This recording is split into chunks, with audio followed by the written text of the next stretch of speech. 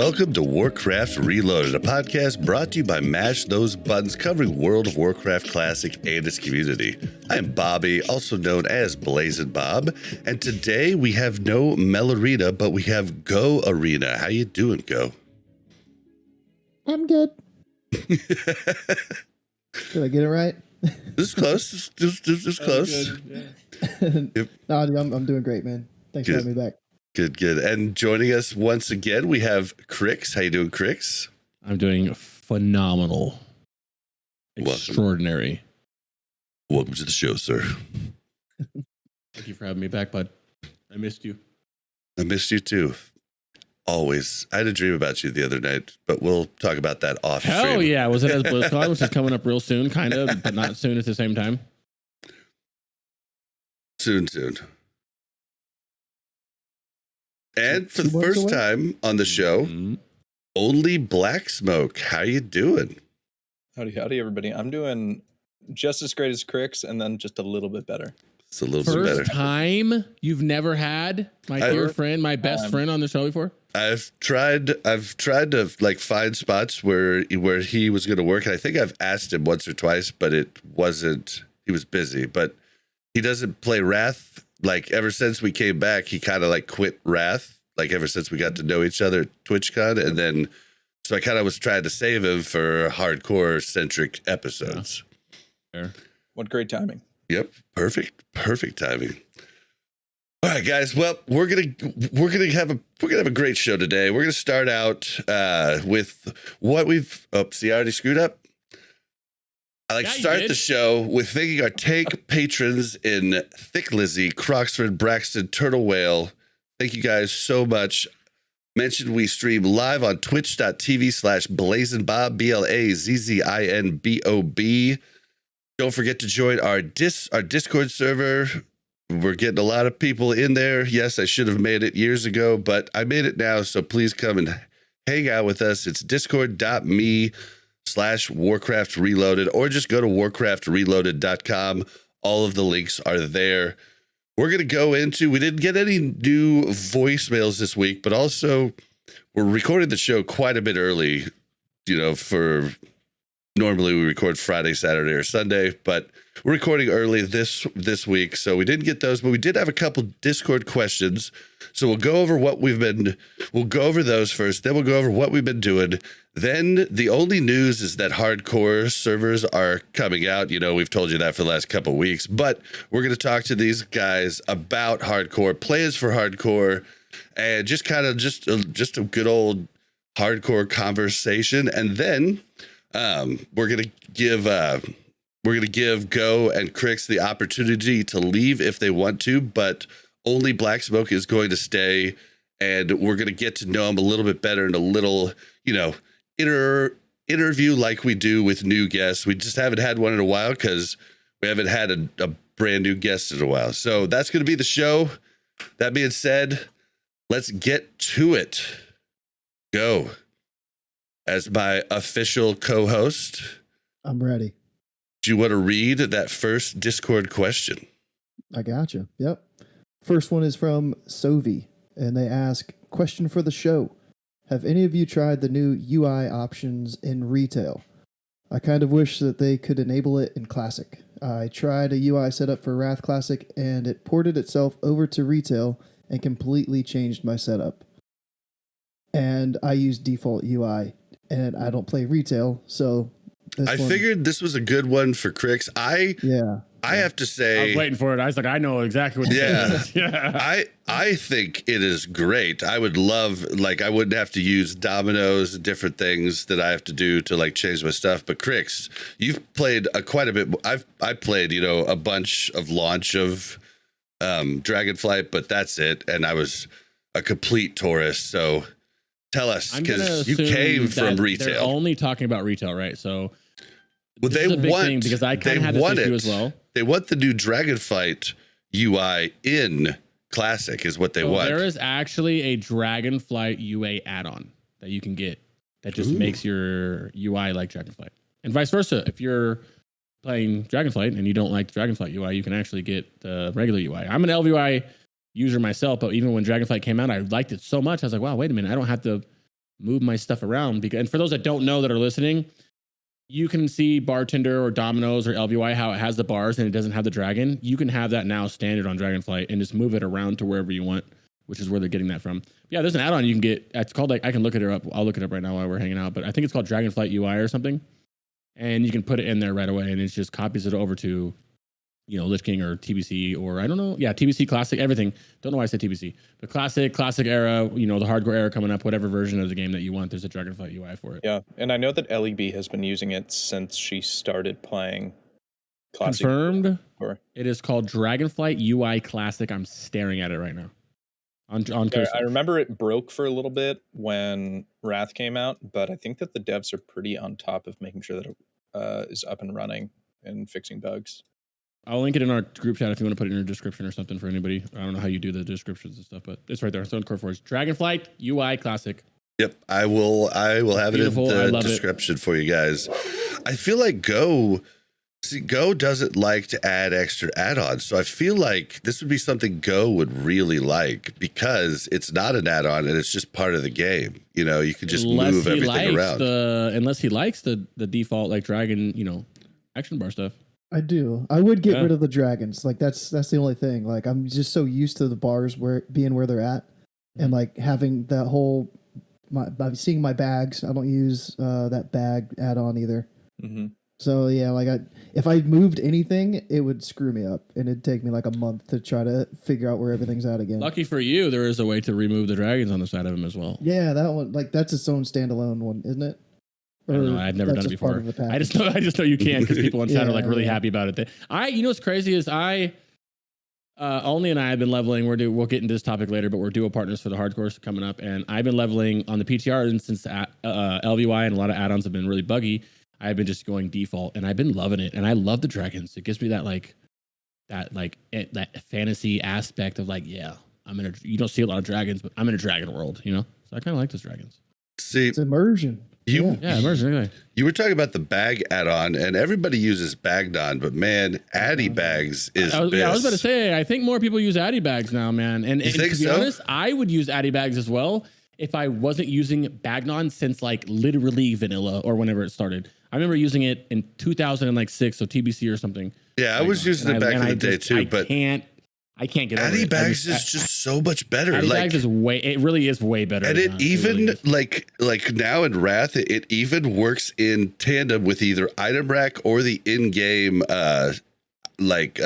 sets that you could do. So it'll actually break, you know, and for someone who tanks and DPSs on multiple characters, it's great to have it just break it off and be like, oh, this is everything in my tank set, and that's separate from everything else. It's so nice. And then I can stick all that bullshit food in some random thing too, which is nice. Well, it handles your soul shards for you. And then it's like all the bullshit food that you get that's not highest level and stuff you get from like the little like care packages and stuff when you tank or heal a dungeon. Like you could easily just move an item over to junk, and then it classifies it from that point on as junk. So I have all kinds of shit classified as junk that I just auto sell and don't even have to mess with. I didn't even know that you could do. I didn't know that part of it. See, that's what comes quality of life item. Yep, and then I'm just addicted to the clean sort item button on Bagnon. I mean, I do like that, but I mean, Addy Bags just does it for you. Like it's just automatic. And today's stream sponsored to you by Addy Bags. Addy Bags. Get it on Curse Forge right now. Just kidding. And it's free. I think that would be a fine thing. I don't see why somebody would get upset about that. And I don't understand why it took them 20 years to do it in retail. Like that's I'm not gonna lie to you. Weird. What really angers me, what really grinds my gears, if you will, is the people who use no bag add-on, and they just B opens one bag, shift B opens all of them. It absolutely. I sometimes can't watch streamers if I'm watching them and they use that and then all their bags. No offense to anybody listening or watching that uses that. To each their own. Classic man, Go. I hate you for it. Classic Go. Fellow people on the show.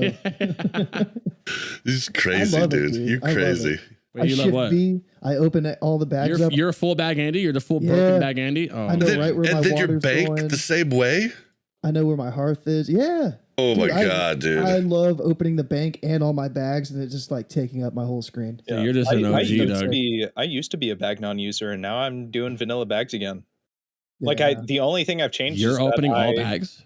You're all bag the only opener? thing I've changed is that B opens all bags, and I use Shift B like as an ability keybind. That's the only difference. I should do that.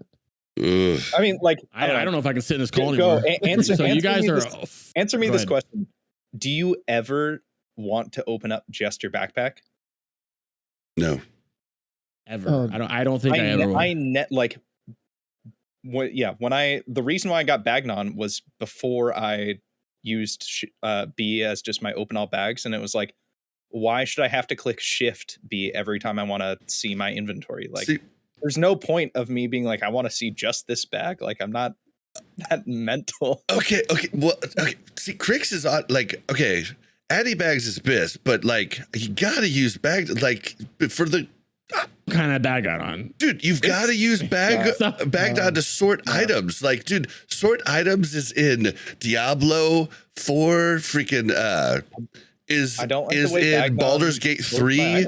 Like, and also on top of you that, can sort it the way that you want to sort it. You don't have to click the sort button. I'm actually the grain on that because I'm like the only one I'm gonna click the sort button. Like, and you can also click search. Plus, if I do have everything like sorted like the way I want it, and then if I accidentally click the sort button, then I'm screwed. Oh man, I've done that. I would go like it's the most I always thing just ever. like I have my my Hearthstone in the exact same place every time. My food, I know exactly what bag that'll be in. You know, my potions, my quest items. I used to hate the sort button on Bagnon my entire life until I started sorting my bag. I would always sort my own way, right? I would accidentally press that button. This was on retail, back in the retail days. I would accidentally press the button, and I would accidentally press it so much that I was like, you know what? I'm just going to get used to wherever it puts it. That's it. I can't. It was so irritating. Wore you down. Yeah, it just beat me down. But Addy bag, I will. If I wasn't just like stuck in my own ways, I swear I would use Addy bags until the end of time. It's so good. I just hate that those add-ons make it one bag, and it's like, do I put stuff up in one corner and then in the other corner? Like, that's how I can sort it. Have you tried Addy bags? You should try Addy bags, dude. I need to watch Bob's stream. So Addy bags puts. So what it does is it literally you're puts in it sections. You should screenshot your Addy bags and put it in our chat so he sees it. It puts it in sections for you. It says, it'll say like usable items, trade items, armor. It puts it in little sections for you. And little, it's really nice. If I had a bag add-on that like gave me tremendous customization of how it sorted my items, then Addy bags does that. Then I would probably give it another try. Like you can do it just right now just to show you. Like, okay, so like for instance, I have my wormhole generator, all the stuff you have for engineering, right?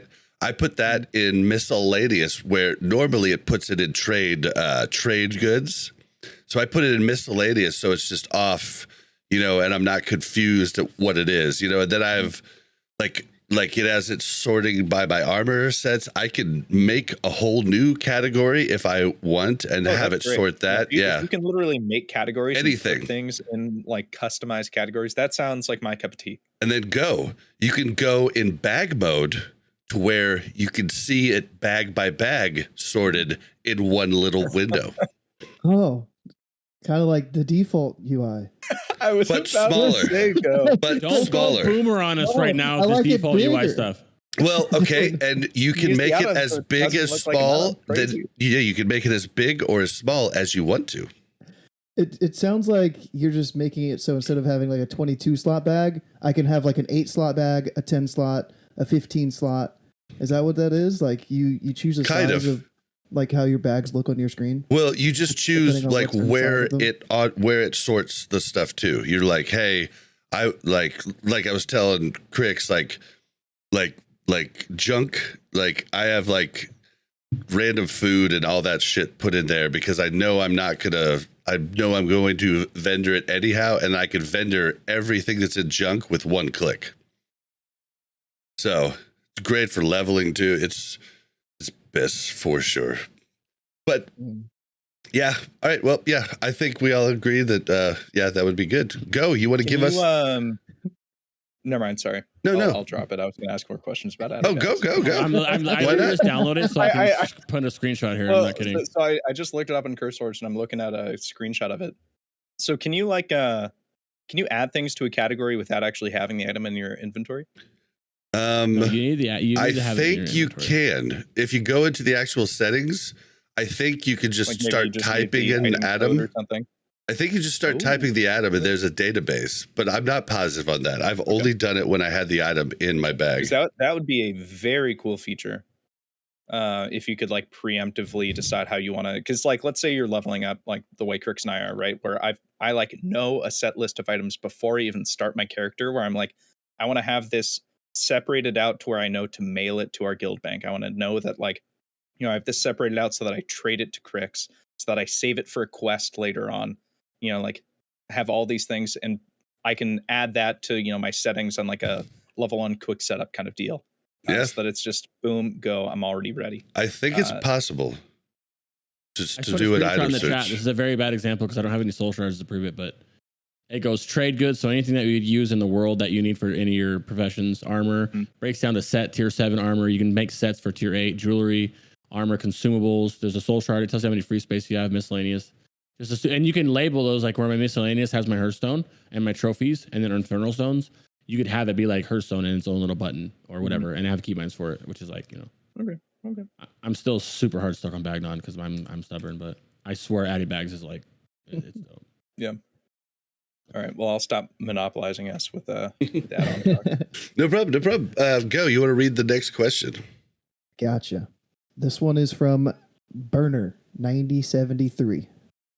And they say, hey, all, I have a small question. I want to stream my hardcore journey on the future official hardcore servers, but which platform is the best in your opinion? Kick, Twitch, YouTube? Are there other streaming? Facebook, obviously. Facebook, yeah. And Trovo is still a thing. It still exists. There's people getting paid on Trovo. Yeah, Trovo is a site that came up maybe a year, Bob, right? A year or two ago? I'm not like a year and a half sure. ago. Yeah, I don't remember. It was definitely the minority, and it's very tiny, and it got live dumped stream on TikTok. Yeah, and TikTok. Yeah. The only problem with TikTok is nobody cares about WoW on TikTok pretty much, besides role play or cosplayers. It's typically nothing, not knocking cosplayers at all, by the way. I'm just saying it's I've looked really far. Me and Sarth both have looked really far into this. I mean, Drastically depends on your audience. cosplayers. Yeah, drastically cosplayers and obviously your audience. The problem with it is the audience of World of Warcraft is typically, 25, 35, 25, 40 years old, right? And if you look at your Blaze and Bob Go, if all of us looked at our analytics, you would see that age range would be 28 to 35 or whatever it is. Right? Yep. We have the occasional people like Lubes or somebody who's like, really young, but majority of it is pretty old. So I would say it would be Twitch, though. If I had to like pick one platform, it'd be Twitch, because a lot of hardcore streamers are already on Twitch. And from what I've seen, you guys like to host each other. One They hardcore do. player logs off, and as soon as they log off, they're hosting another hardcore player. That's a good point.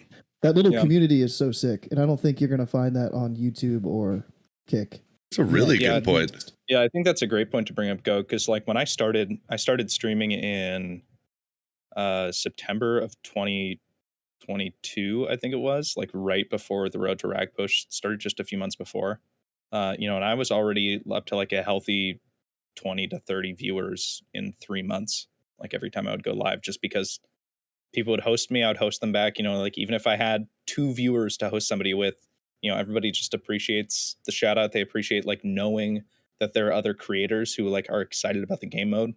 And yeah, it's grown a ton, since those days, given that we've got an official server coming. Mm-hmm. But I think that excitement and sense of like camaraderie in the creator space is definitely still there. Yeah, that's a fantastic point, Go. Like, I was going to say Kick for if you want to, like, because it's just smaller now. If you want to have more chance of getting seen with less viewers. Twitch, if you have a platform, like no one would ever have watched me on Twitch, I don't think, unless I had the podcast. So I like, you have to have another way of like advertising, because there's not really good discoverability. But then YouTube has really good discoverability. But like, you're right, Go. Like, so many of the hardcore streamers stream on Twitch and they all rate each other. I think that's the best point for his specific question. Yeah. And YouTube, I think you have to have 1,000 subscribers on YouTube before you can even start to stream. So you would have to make video content first, build up your channel, and then you could start to stream. I didn't know that. Are you sure thought about that? I thought your account just I'm had to be pretty like sure. 30 days Maybe it's old or something. 500. No, it's 1,000. It's 1,000. I'm Oh. going to go against Maybe they the grain changed it. here and tell you to stream to both Twitch and Kick at the same time. You Mhm. should. There's no reason right now to ever stream only to Twitch or only to Kick. Even someone like me who have like, I'm not the biggest streamer in the world, but like I'm about to stream to both at the same time because it's worth it. I love how Kicks. There's not as Go is right. The hardcore community is on Twitch, but there is a small community on Kick, and it's growing as we go because Kick is I don't know if anybody pays attention to is doing a whole but and this is not something that if you're starting stream out, this won't be including you in this obviously yet, but they are turning a whole bunch of people on the Kick, even just as of like today and yesterday, and it's growing as we go. And the World of Warcraft scene over there is, since the World of Warcraft scene is so niched, it's not hating each other like it is on Twitch, where the retail players hate the classic players that hate the Lich King players. That's in classic era. There's a whole thing where Lich King players shit talk the classic era players unless they play both, who shit talk the hardcore players. It's like World of Warcraft on Twitch is 4 niches right now. You have classic era, you have hardcore, you have Lich King, and then you have retail. On Kick, we're all so like niched in itself as World of Warcraft that everybody supports each other. So there's no reason for you not to stream to both. It's an easy way to do it. You just YouTube it and you'll figure it out. And I would say just go to both of that and you stream at the same time. You can combine the chats together and you just vibe out that way. And there's no downside to that at all, as long as people can see each other's chat. I think that's my personal preference, Well, obviously. And just to let everybody know, like, if you're not an affiliate or a partner on Twitch already, you've got nothing to worry about. Like, you are completely allowed to stream to both. So, yeah, so you don't even have anything to worry about. And if you're an affiliate, I haven't seen an affiliate get actioned at all. So, And I wouldn't worry about it, period, because like you're not going to trust me. They're not. I have been banned multiple times for things worse than this. They're not messing with you. They're not going to mess with anybody. But I would say if you want, especially streaming hardcore, which is a great thing to do. That's how my stream started, was streaming hardcore. A little bit of that and TBC stuff, but it was pretty much hardcore. Cargos, who started this challenge that we love so much, not forced me, but really put it in my head, hey, you should start streaming. And then here I am. So I would, don't hesitate, just do it. Pull the trigger on it. Maybe do a couple streams before launch and kind of get your nerves out that you might have, or make sure your stream sounds good, whatever else you want to make sure, and just hit it hard when the stream comes out on Twitch and Kick both. Restream it and have some fun. Also, you're going to learn a bunch. I mean, like, unless you got some enemies that know your Twitch that want to come and mess with you, like most of the people that are going to come and watch are going to give you great tips, tricks, everything else. They're going to warn you about things that you might not have known about prior. They're normally going to help you out. And it's just a good place to get comfortable streaming. Like, I used to stream just the show and like every once in a while, and then hardcore, I wanted to stream the entire thing, and I did. Then afterwards, I was like, I'm just going to stream everything I do. I don't care. You know? Do it. But don't be discouraged if you start out. Like, when I was streaming, I had like 3 to 5 people for the first couple months, man. Like, you got to just keep doing it if you want to like actually grow. But if you don't care about growing, just do it. Yeah, I think I was like, I don't know, average of like 10 viewers for like 6 months when I started. 5 to 10 viewers. Yeah. It just happens. Partner that with YouTube if you really feel comfortable with yourself and your content. Make some YouTube videos on it. You can even make some TikToks on it if you want. World of Warcraft isn't huge on TikTok, but you never know. If you can link one or two people who go to TikTok and they search it and they find you and they go to your Twitch, it's worth it, or your Kick, it's worth it. Yeah, I think the hardest part of learning how to stream in general, especially on hardcore, was to remember to look at chat, just because you're so focused on not dying. Definitely. And then once you get a hold of that, it's getting the hang of not letting chat distract you to the point where you die. Well, and I'll give you a tip that Salve Dally gave us here on episode 6. Talk. Like, okay, everybody's got an inner dialogue in their head. Just say it out loud. Even if there's nobody in your... Yeah, if there's nobody there. Talking about your rotation as you kill I'm every walking mob. this way. I think I'm going to go turn this quest in. Damn, where's this quest at? Man, this quest is irritating. Kill 10 of these? You say all that out loud. Yep. And like, you're going to think you're big stupid because there's 0 person, people in there, or there's 1 and it's your mom, right? Yeah. Like, or it's the bot that's making sure that you're actually live. don't feel dumb, because you're not going to see on your little thing, you're not going to see a viewer for like oftentimes like sometimes even up to 10 minutes before that viewer shows on your actual hub that shows you who are watching. So they're going to pop in for 30 seconds. They're going to see that you're just looking at the screen and saying nothing, and they're going to leave. But if you're talking, they'll be like, I wonder what this person's talking about, you know? So it's just like, that's the way to do it. And that's a really good like process. And I don't know how possible this is on Kick, but one piece of advice I got from Winky really early on for Twitch streaming was just to turn like on your creator dashboard, just to turn your viewer count off to hide it from yourself. Biggest thing in the world to do. Having views is fun, but like you get so in your head about not having viewers. You know, like a couple times, like I've taken many very long breaks. I haven't streamed currently in like 4 months. Like if I go back and I forget to turn that thing off and I'm looking and I've got like 3 viewers, I'm going to feel bad about myself, you know, and it'll kind of discourage me. I'll stop talking that inner dialogue. I'll stop having fun for myself. And you should just be streaming because you're having fun. You know, if people show up to hang out with you, that's great, you know, but otherwise you're still having fun playing the game. So doing anything you can to not see or not worry about that viewer count is a big plus, I think, just for your mental game. Dude, I'm the biggest thing opposite. that I ever did in my life was I couldn't see. It was my streams and myself. Everything got better when I closed the account like a year ago. Right now, I couldn't tell you. I stream like yesterday. I couldn't tell you if there's 50 people watching or if there's 200 people watching. You can get a gauge by how many people are talking, but I don't know. I don't pay attention to it, and I don't care because there's people there hanging out. If you're yourself, then all you care about is the people that are there with you there. If you're listening to music, if you're in the game listening, if you're loud, if they're loud, it doesn't matter. If you're yourself, which is all streaming should be about, you shouldn't be watching other people and going, I need to be like him. No, you want to be yourself. Who cares how many people are watching? I know it was contradicting because it's like, you know, but the minute that you're not yourself, I was not myself at some point getting more views than I usually am. And I didn't like those streams. I didn't have fun. I woke up in the morning like, damn, I got to be like this. I got to do this every day when I didn't want to be that guy. So, you know, be yourself and don't look at how many people are watching. That's not the thing, you know? Like the last, also, don't go full swing into this. Don't like quit your job for this yet. Do it as a side thing. Hobby. Make sure you're making enough money to raise you and your family. I don't know what your situation is, but yeah, it's a big hobby. It's your favorite hobby in the world, you know. But also put your family first if you have one. If you're working a 9 to 5, get off work, give them an hour or two, then go play your games. Wait till they're asleep, play your games, do whatever. But like, don't go all in on it because that ruins everything else afterwards. Yeah. See, I've been like for this last week, I've been way down on viewer count as opposed to like the last month prior. And I don't care. Like, you know, like I really don't care. What I'm at the opposite. Like when Jordy or Simon Eyes raised me with like 150 people, I'm like, hey guys, how you doing? Okay. Yeah, I just died there, but it was because I was nervous. As a viewer, we notice that if I host Blazing Bob and he's down in his chair like this, he's like, the people who are already in your chat are going, well, fuck. This is what they're thinking. If you have 5 people in there, they're going, well, he doesn't care that much about us because as soon as other people came, that's when he was like, oh, and his whole personality changed, and you don't want that.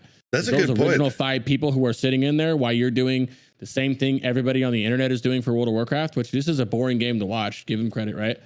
They're going to be like, damn, okay, well, we're still here. Those are the people you want to be paying attention to the most. I mean, same people in my chat all day long. I do. No matter what I'm playing, they follow me around. That's the people that I want to give my love to because they gave me their love. You know? When they ask me questions, I do. But like sometimes I'll be sitting there, it'll be like 20 minutes. I'll be like, you guys are so quiet. Like, and then somebody will pipe up, no, I'm here. And I'm like, oh, okay, you're here. Okay, good. They're like, I'm just lurking. You can also sometimes, but there's like a good amount of people in chat, but like nobody's saying anything. I like to say controversial stuff that I may or may not believe just to get people to talk. And it works so good. The freaking lurkers come out like, you know, or I'll say, you know, I'll just like, it's hilarious. Like, but yeah, you just like, I get nervous when there's that many people in because I'm like, oh, I'm not that good. Like, I'm just here talking about the game. Like, I know a lot about the game, but you have to remember that you are that good because that's what, if you go to any person streaming World of Warcraft, that's what they're doing. I can go watch, I'm not going to say his name. I can go watch Joe Blow, who's barely talking, listening to game music, and he's got 5,000, 3,000, 2,000 viewers in there. Then I can go watch, Stay Safe, who nonstop is talking. One of the best streamer, one of the best whether you like him or hate him, one of the best like actively active World of Warcraft streamers out there, right? Constantly talking. He's got good music playing, but he has less viewers than someone who's not talking. Like that's not just WoW is weird. It's a very weird game. And also in terms of lurkers are 90% of your chat because this is a lurking game. Your lurkers, not everybody has multiple monitors like we have. You know what I mean? A lot of people only have one monitor. Yeah, exactly. You're in the background. They don't want to alt tab out, or maybe you're on their TV like I used to be before I had monitors, and they're just watching you to support you and listen to you in the background like we all did for so many times for so many streamers. It's too hard for them to go alt tab while they're questing, especially in the hardcore, especially if you're streaming hardcore. If you're streaming hardcore, typically, not every time, but typically the people watching you are doing hardcore as well, and they can't alt tab out. And because they'll die, they got to be careful. So you got to remember, lurkers is normal too, and always lurkers can be the biggest supports of your channel. Oh yeah, monetarily, but more important than money, which is contradictive, but more important than money when you're streaming is who's watching, and that person and those 10 people, those 10 lurkers out of your 15 viewers or whatever it is, those are the big boys. Those are the people who are just giving you their support the most. I ranted. Sorry. Yep. But yeah, so there's a whole lot of good tips for you. But yeah, I think the consensus is stream to as many as your connection can handle. And just to let you know, Restream.io, you stream to them, they push it out to all your platforms. If you're not partnered and stuff, use that. If you use the add-ons in OBS, you'll be basically, you go to 2, you'll be doubling the bandwidth you use. Go to 3, you'll be tripling it. So make sure you have enough bandwidth. Like if you're on Fiverr or on the OBS, because you're actually pushing it to 3 different things, whereas Restream.io, you're pushing it to just them, and then they push it out to your 2 or 3 spots. I had no idea. That's cool.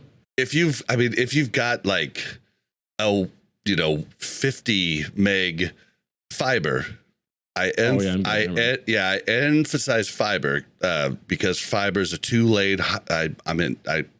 IAT talk here. Fiber is a 2-lane highway where up and down goes separate from each other, whereas copper is like a little road where traffic going one direction has to pull over and let the other traffic by. So if you cap out your download on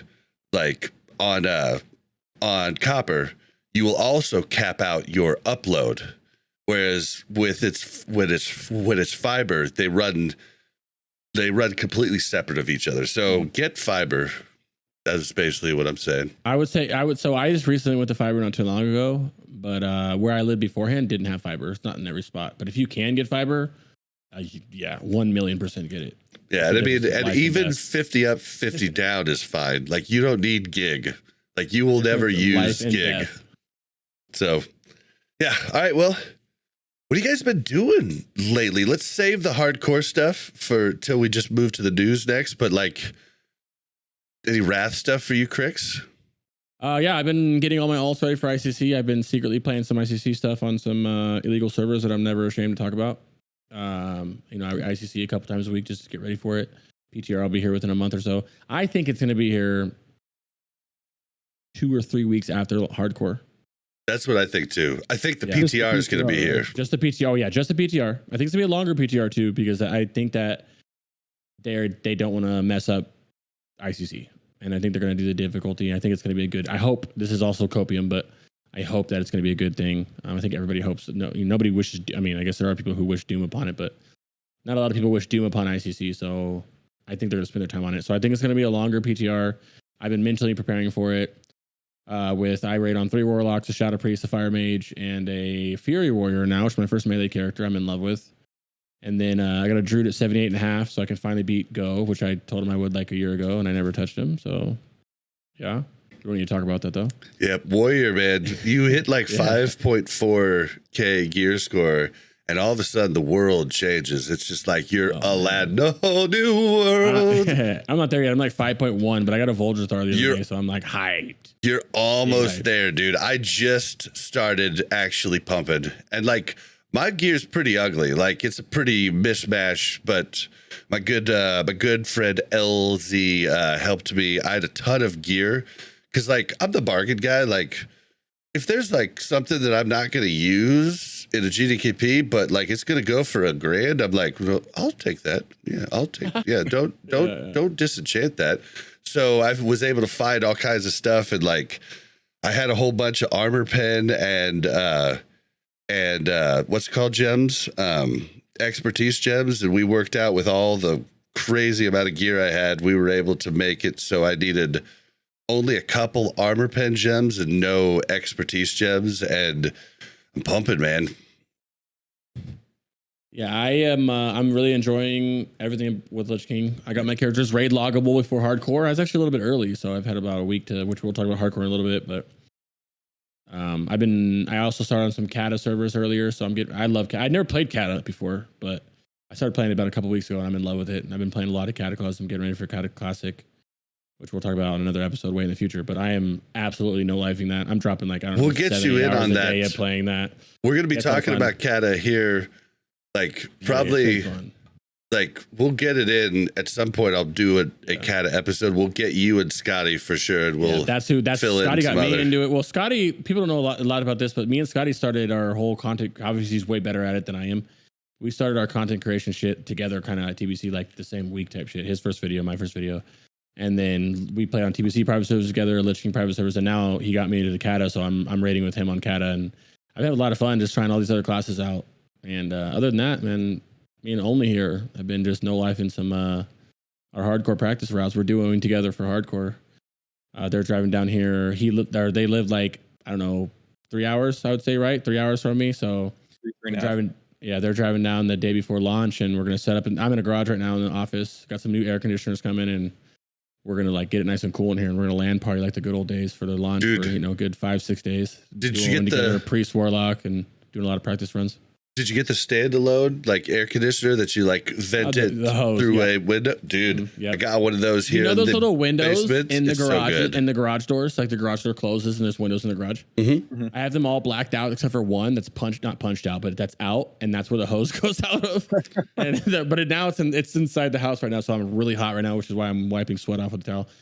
But I got a couple air conditioners that are coming in. One's tomorrow, and then I'm gonna bring the other one in, and they're driving down the day before, and we're just gonna no life it. They're so good. I would die. I would die without mine. Yeah. All right. Well, cool. Go. What about you? I have been no lifing and doing a challenge, a project, whatever you want to call it, where I've leveled up to 60. I started last Saturday, so it was like 10, 12, 11, 12 days ago, something like that. Leveled up to 60 on a Wrath server, Wrath Classic, and I cut off my XP, gearing up for pre-raid BIS, and I've got a group of people, a couple of friends. We've all started to level up, do this stuff together, and we're going to start to do some level 60 raids on a Wrath server. Okay. So I love that. I've been going crazy on it. It's a server. Wait. What did I miss? I'm sorry. You're doing level 60 raids on Lich King? Yeah. Mm-hmm. What, retail? Yeah. On Wrath Classic. But you're Horde, right? Yeah. I'm Horde, yeah. Damn it. The server's Maladath. It's an East Coast server. That's fun though. But this would have been cool. I have hardcore. I have a mage. That's the hardcore server. Did you know that? That's the hardcore server. Yeah. Mm-hmm. I've got a question for you, Goat. Mm-hmm. Do you guys intend, once you're like full clearing everything through Nax, are you guys gonna think about going up to 70 content at 60? Somebody had brought that up, and I was like, that's a good thing to think about. Yeah. We'll see. Back in original Wrath, there were I think there were a couple of guilds around the world who kept clearing content at level, with level 60 characters, seeing how close to ICC they could get. Yeah, that'd be cool. I'd like to, but I don't know. Are we gonna get a Wrath era server? Mm. I don't know how long this is gonna take. True. Damn, go. So, I was trying to get this done before the end of Wrath. If you just were the right faction and not the mud hunters, then I could have brought faction change. Oh, you can. Okay, so Yeah. I have a level 60 paladin and a level 60 mage. All right, so I kind of want to keep my 60 mage though, because he kind of ports me around, like when I'm working up alts and stuff. there's like one rule. Like people were asking, like what kind of restrictions do you have? Like, can you use heirlooms and stuff? And I was like, yes. Like, use your heirlooms. Like, boost your tune to 60 as fast as you can. Get PvP gear. Get BOA like helm enchant sent to you for gold, so you can vendor that. Like, do everything. But then I was like, the only thing I would like frown upon is transferring a level 60 tune to the server that already had some raid gear until don't do we've that. already cleared the raid. Like once we've cleared it, if you want to transfer a tune, like No, whatever. my mage and my paladin both don't have raid gear. But also, I just thought about it. My hardcore level 60 rogue and hardcore level 60 druid with the achievement, by the way, Twice? are yeah. Well, the druid was a duo with Mel, so like I feel Okay. like it's What so was much she? easier. She was a priest, and we completed that together. But priest? then the rogue I did on my own, which I feel like I did that the wrong way. I should have done the rogue with the druid or the Yeah, I rogue was like, with the Druid priest. Just killing each other. Yeah, I mean it was so like Were you like bear or like feral or something? I was feral through and through. Yeah, but Okay, like. well, that's got to be fun, bro. I couldn't imagine playing like WoW with my wife. It'd be so much more fun than playing it. Dude, we've been playing Baldur's People on Gate the too, internet. which has been freaking crazy fun too. But I could bring one of those too, because one of them's on Pagel and one of them's on Mankirk. So Yeah. I And could that's bring the cool thing about this is I'm playing four with my different fiance ones. again. We kind of Guys, split you guys ways are back lucky. in we split ways back in like BWL and Classic. You guys And, are like, lucky. I went sweaty, she stayed casual, and like so she's got her friends and her friends are over with us now. So this isn't like a super like min-maxy sweaty thing that I'm trying to do here. It's like a bunch of people that are just like curious, like how Yeah. can we do this? So yeah, we're getting bigger and bigger. All right, well, tell me what you do need. these raids look like with wrath talents and Yeah, dude, ability sets. and trying everything. to- That sounds really fun. trying to build a spec is like ridiculous. You're like, dude, I need 5 more points. I got to get this. I got to get that. Like this sucks. All right, well, tell me You're what making you some need tough the choices. most, and I've got druid, rogue, mage, paladin. Mage and paladin, I would play like shit. Probably druid, rogue, I know pretty good. So I don't know if we have one pally right now, but I don't know like what kind of toolkit they have at 60. I don't think we can call for like DSACs or nothing like that. I But, know Are nothing about DKs paladins. allowed? DKs are allowed. TBC gear is allowed. Somebody stopped by. I was streaming the other day. They stopped by and sent me their 80 upgrades link. And I guess there is like a guild that's doing sort of the same thing already. And this dude was decked the fuck out, man. He had epic Wrath of the Lich King gems and like socketed in all these pieces of like TBC gear. And I was like, yo, this guy's fucking crazy. He had Wrath enchants on a lot of his gear. Like I thought there was level caps to a lot of this stuff, but I guess some spots and stuff, it's Yeah. totally fine. You can gear your tune out. Like, Dude, that would be kind of I'm fun stoked because on it. you still get like demo lock, metamorphosis, immolation, or demo pack and stuff, demonic Yeah. packs and stuff. That'd be like really fun. Mhm. If hardcore wasn't coming out, I'd do it right away. Yeah. So are you not playing hardcore, Go? I had thought about it. I've gone back and forth, and like I'll be one of those people that like, if I'm bored one day, if I'm raid logging, if there's nothing Mhm. going on in the game, I'll probably hop Mhm. on, make a tune. course. Okay. But yeah, at launch, I think there's going to be too many people. Like I'm not that invested into it. Like I don't And want to do a crowded. Are you Hold still that thought, playing though. Hold that Lich thought. Lich King, Boomy God X? Oh yeah, Boomy Lich King still. Yeah, Okay, good. Just making sure. yeah. It's like multiple up? boomies. A lot of people ask I was about just you saying, guys. hold I know a lot on of people about the come in my chat, hardcore. Oh yeah. yeah, they come in here and talk a lot about. Your name gets brought up a lot in the Discord. And Oh yeah, so yeah. just making I'm sure. still raiding on 2 boomies, the main 2 Hell boomies. yeah. If Bob needs somebody, sometimes Yeah, if if he I'm comes and available, fills in our I'll weekend fill raids. in. hell yeah, Yeah. that's good. I think I've got. I lose count. I either have 5 or 6 boomies right now that are 70. Or 80. I've even got one on EU. I got the EU boomy now. Hell yeah, Crazy. So- Only BlackSmoke, you only doing hardcore stuff, right? I haven't been playing WoW at all since mid-June until I started playing with Crix. Because you were doing all the stuff for the hardcore.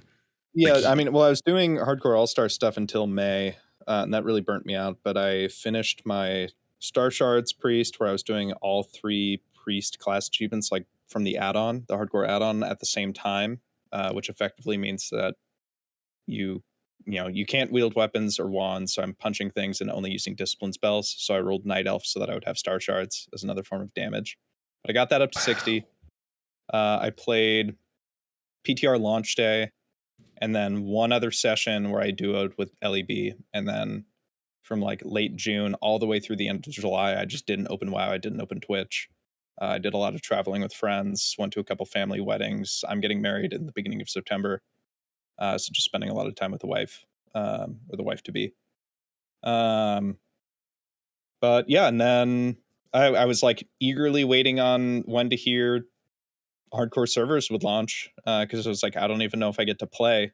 It launches on the 24th. I've got 9 days or 10 days after launch. I'm going to be getting married. So, I'm missing the first eligible weekend of raiding effectively, but I figured, okay, like with a day of recovery and everything, I've got 7 days to hit 60. I can definitely do that.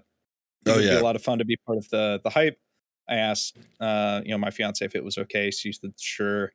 I live super close to Crix, so that I could come down and do a LAN party. I felt like that would give me a lot of extra motivation to actually make it's safer in a duo, obviously. So I've started to play WoW again. Been having a lot of fun. It helps too, because like I've leveled with a lot of people before, and like okay, we're taking our 4 or 5 hour sleep break. I'll see you in 4 or 5 hours. And I get up and I'm here to play, and they're like sleeping. So now I can like kick him if he's still sleeping. So that's cool. Yeah. Nice. Yeah, so I'm looking forward to getting quick. But yeah, I've been up to a lot of not WoW things. Okay. Yeah, I had my bachelor party, which was fun. That's good. Up in Canada. But yeah. Nice. All right.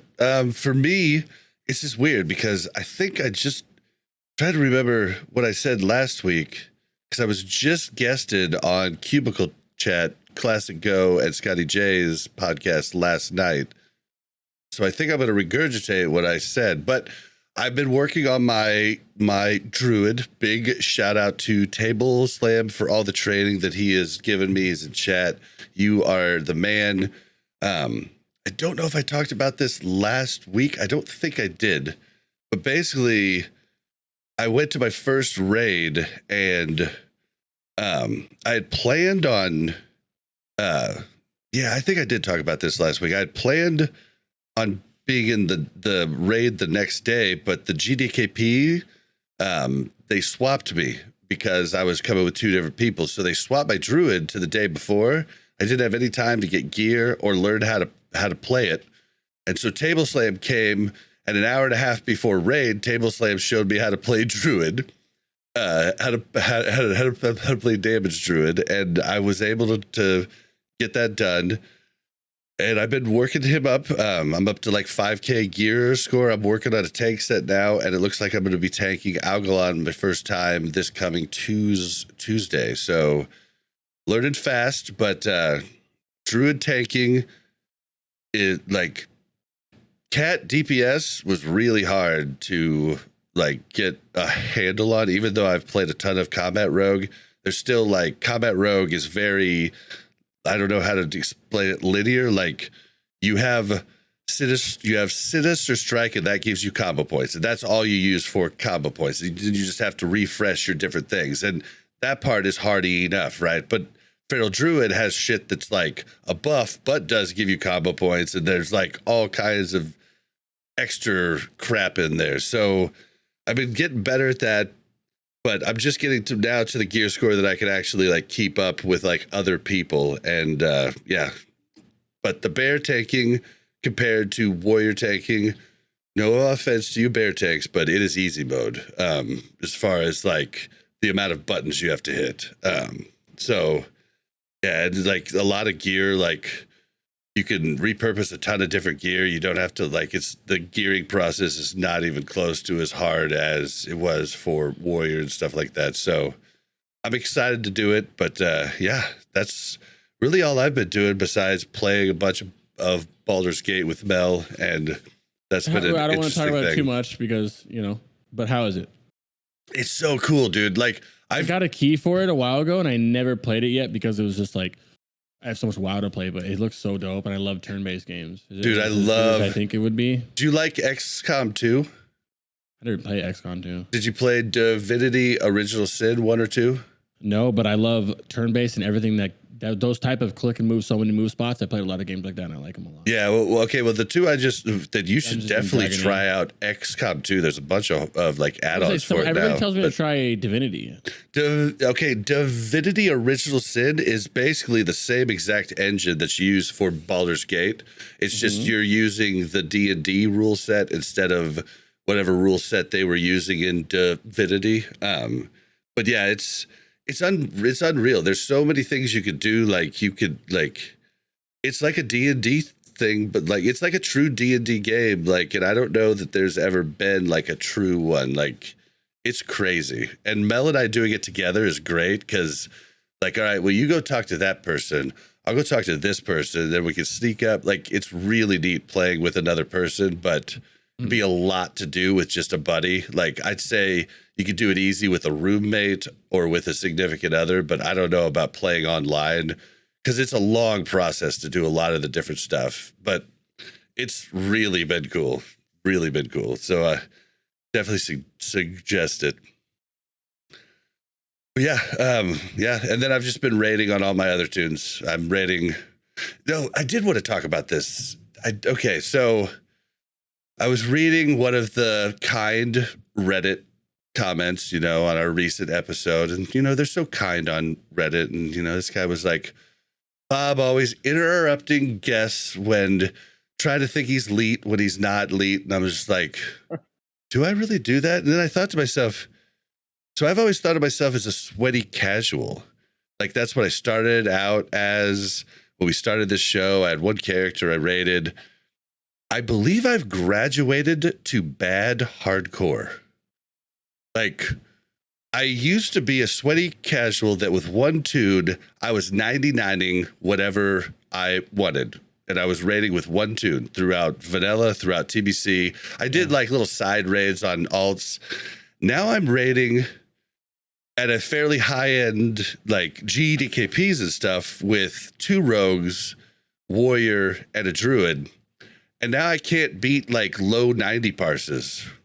So I think I've become a bad hardcore. Like, I think that's what I've become. I think I'm no longer a sweaty casual. I've ranked up to bad hardcore. And now I just like to get to hardcore. And I'm never going to get to good hardcore. But I want to just be not bad hardcore. So, yeah. I think there's an add-on for that. If you go to Curse Forge. I'm serious, though, because I'm doing so much now. Like when I concentrated on one tune, I could 99 parse a tier, and now I'm like struggling to get over a 95. How long ago was that? I mean, just TBC and vanilla. Very different. Very, very different now in Lich King. Much more sweaty people, depending on what class you're playing. It's much more min-maxy. It's much more than TBC. It's much more based on your guild, your kill times, external buffs. It's so much more going into parsing now than it was. That's out of our control. That's I feel bad for like hunters and mages. Anybody that has to soak on like twins or do any assignments like that. It looks like there's going to be a lot more stuff like that for hunters and ICC that they just. Oh yeah. Like well, if you fuck hunters though, really, to be honest. man, Well, yeah. And I've also, it's kind of just made me be like, you know what? It's okay if I don't parse. Like, what I'm going to make sure that I do, and most people won't even have the eye to see it, but I'm going to make sure that I do all my jobs. I'm going to make sure that I'm the guy that kicks the majority of the time. I'm going to make sure that I'm the guy that makes the raid go good. I'm going to make sure that I'm the guy that actually gets out of stuff, because that's another thing about parsing. I could show you so many 99 parsers you guys praise, and then I could show you in logs how he fucked 3 to 6 other people in his fucking raid by doing what he did. The Anub changes where they lower the cap to 600K for the ads. Mm-hmm. Like now, instead of people farming ads, they stop it with a weak order. They stop exactly on like 600K, 605K or whatever, and they don't touch the ads anymore, and they full boss, so they don't get a parse, and then they fucking wipe. There's a million Reddit threads about this. They wipe their raid repeatedly because they're not killing the ads when they come out again because they don't want more than the 600K damage on the ads. Yep. Yeah. It's stupid. Warcraft log, and it's coming from someone with multiple characters. I do fine on my parses. I'm in a decent guild. I fucking hate parsing. I hate Warcraft logs. Like almost wish this is where retail wins. Retail does have logs, obviously, and they care about them, but not to the degree that is classic. The classic, I don't know what it is. Maybe it's just it's like older. The generation that plays classic is older than the generation that plays retail, right? Yeah. And I don't know if it's just like our ego is like bigger because we're in the 30s and shit. I don't know. It's just so cringe. People are taking this way too far. I do. And I'm terrified for Kata. I'm terrified for ICC because of all the cringy shit people are going to do with logs. Mm-hmm. I love like using logs to get better though. Like it's so cool to be able for me to go and like I was doing it the other day, for me to go and look at what rogues are doing. And I don't look at the top. Like, you know, we've talked about this, but maybe people at home still haven't heard it. But you and me have talked about this. Like a bunch of people have talked about it. I scroll to like the 95th percentile and look at people with like similar kill times, right? And I see how they're 99 parsing in their guilds that are the same. And I see what they're doing rather than what the 99th, like the number one guy, like I could be able to do that. Like I'm like, so I, you know, and I love looking at the timeline and seeing what they cast in order throughout the fight. And it's really helpful, but yeah, I do hate the number. And Only, you were going to say something? It's fucking crazy. So I want to add here. I mean, Warcraft logs and the extra level of obsession with parsing that I think was brought to the stage through Wrath is why I quit Wrath. And Only's a very good Wrath player too. Like I've seen him. He's like he came and tanked. He doesn't fuck around. He came and tanked I our. was incredibly excited to start tanking in Wrath. I hadn't tried tanking before. But what class? I just on DK. DK. He came DK, and like randomly he was on. Like right after we got back from TwitchCon and we needed to do a Undying run, 10-man, he came right in and just like tanked the shit out of it for us, and we got it. Yeah, that was a fun run. Yeah, we did every achievement in that run. It was great. Yeah, like I think that you're exactly spot on with what like you try and do instead of, worrying about being a 99 parse every time, doing your jobs. Like, did you make a good time that satisfies like the commitments that everyone's looking to make? In the guild, check. Did everybody do their jobs that aren't captured by Warcraft logs, like DPS or like outshine everybody else meters, like your kicks, your dispels, your decurses, your silences, whatever it is, check. Like, did nobody die? Check. I think that that's a perfect raid. I think that that's what deserves a 99. So when I look at parsing and I see people really doing whatever they can, unholy DKs in week 1 of Nax when Wrath did come out saying like, we can't pull boss for 45 seconds because our unholy DKs need to go through their whole cycle of pre-pull self-buffing and coordinating like their 90 buttons that they're using for this one fight. And I'm like, no, I've got things to do. And I got so sick of it.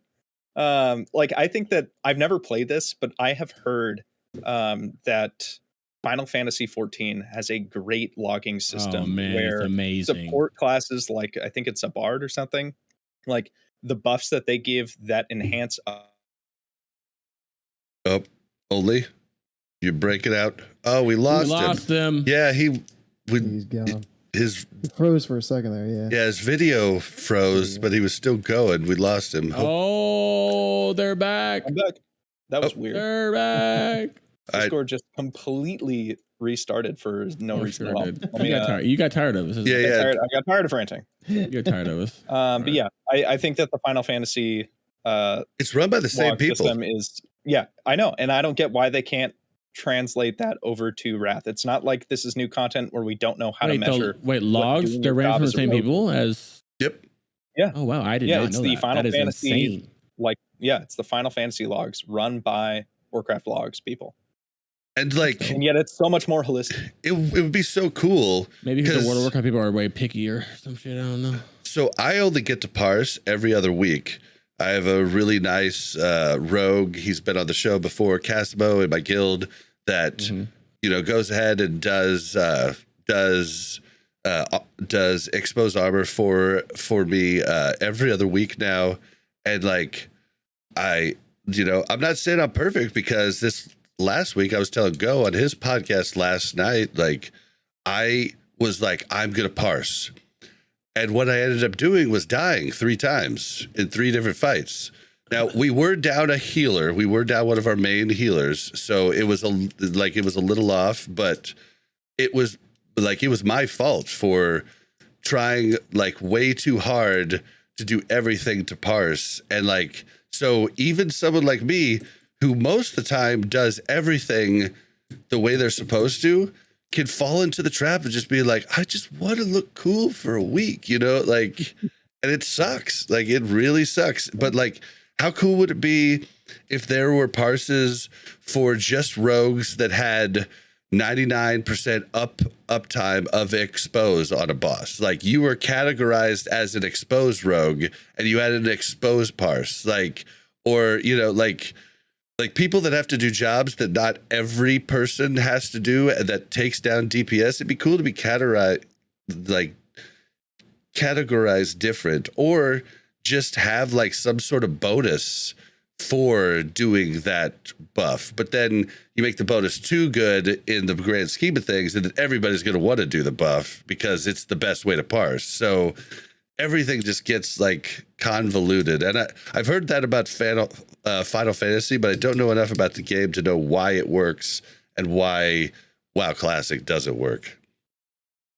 I know TOC has me fucked up, especially a noob. My parse brain, it's like the raid lead's giving out frost protection potions for phase 3, and I'm like, nah, dude, I'm good. I got my wild magics. If I get penetrating cold and I die, it's the healer's fault. Like, it's not mine. Yeah. Yeah, I want to pump. It really is the healer's fault. Like, okay, like that's just that's the fact. What the frost pots do is give the healers they give them boomer time. So their boomer reaction speed can still save the person. But I know for a fact you don't have to use that if you have elite healers. But the majority of the healers, the majority of the DPS, the majority of the tanks across are not elite. I am not elite in anything that I play, right? Like, so like, it's just, it is that fault, but like, that's just another thing that like completely, that's another pot your entire raid cannot use, right? Like,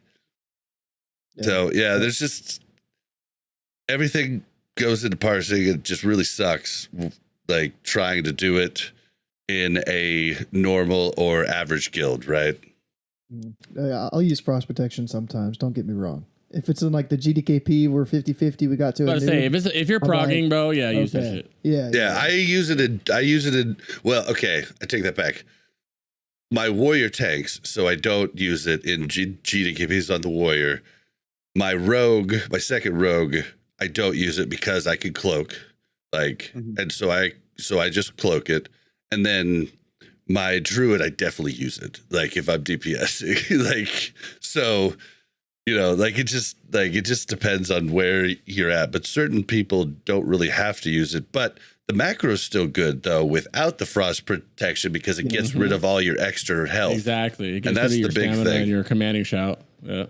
I still to this day get off commanding shout and fort, but don't tell Jordy.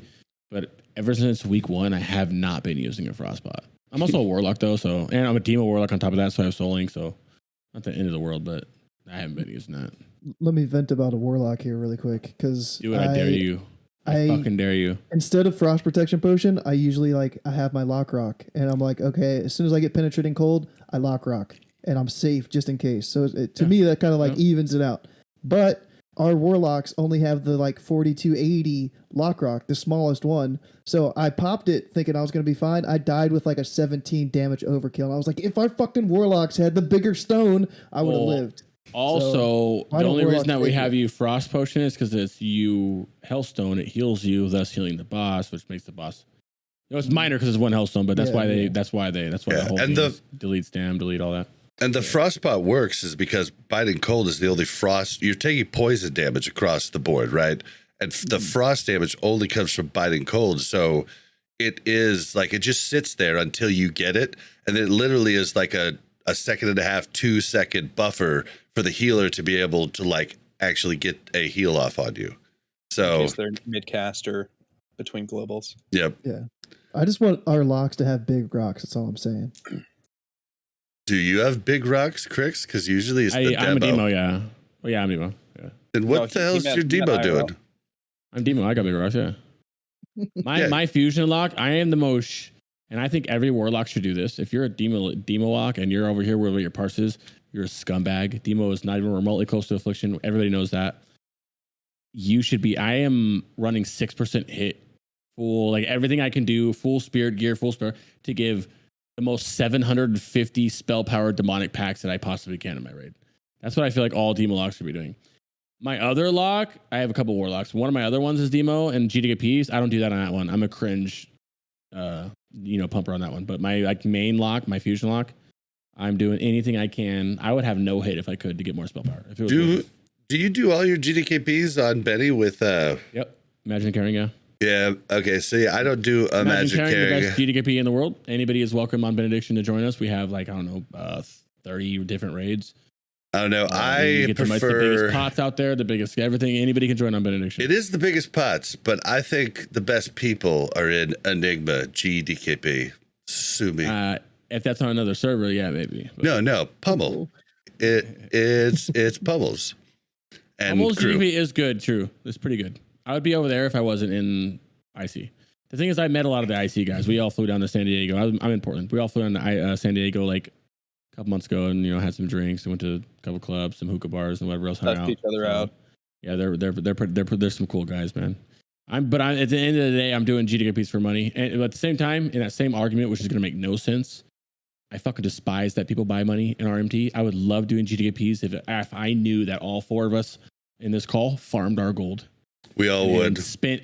I'd love that, but that's not how the world is. Dude, So I'm gonna take advantage of that broken ass world, and I'm gonna get as much gold as I can because I want Shadowmourne. So I'm going to have to buy, I hope not, but like I'm paying for the rest of Mel's Valadier, so I'm going to have to buy a couple WoW tokens, I think, before it's said and done. They're going for pretty cheap now, even in ICs.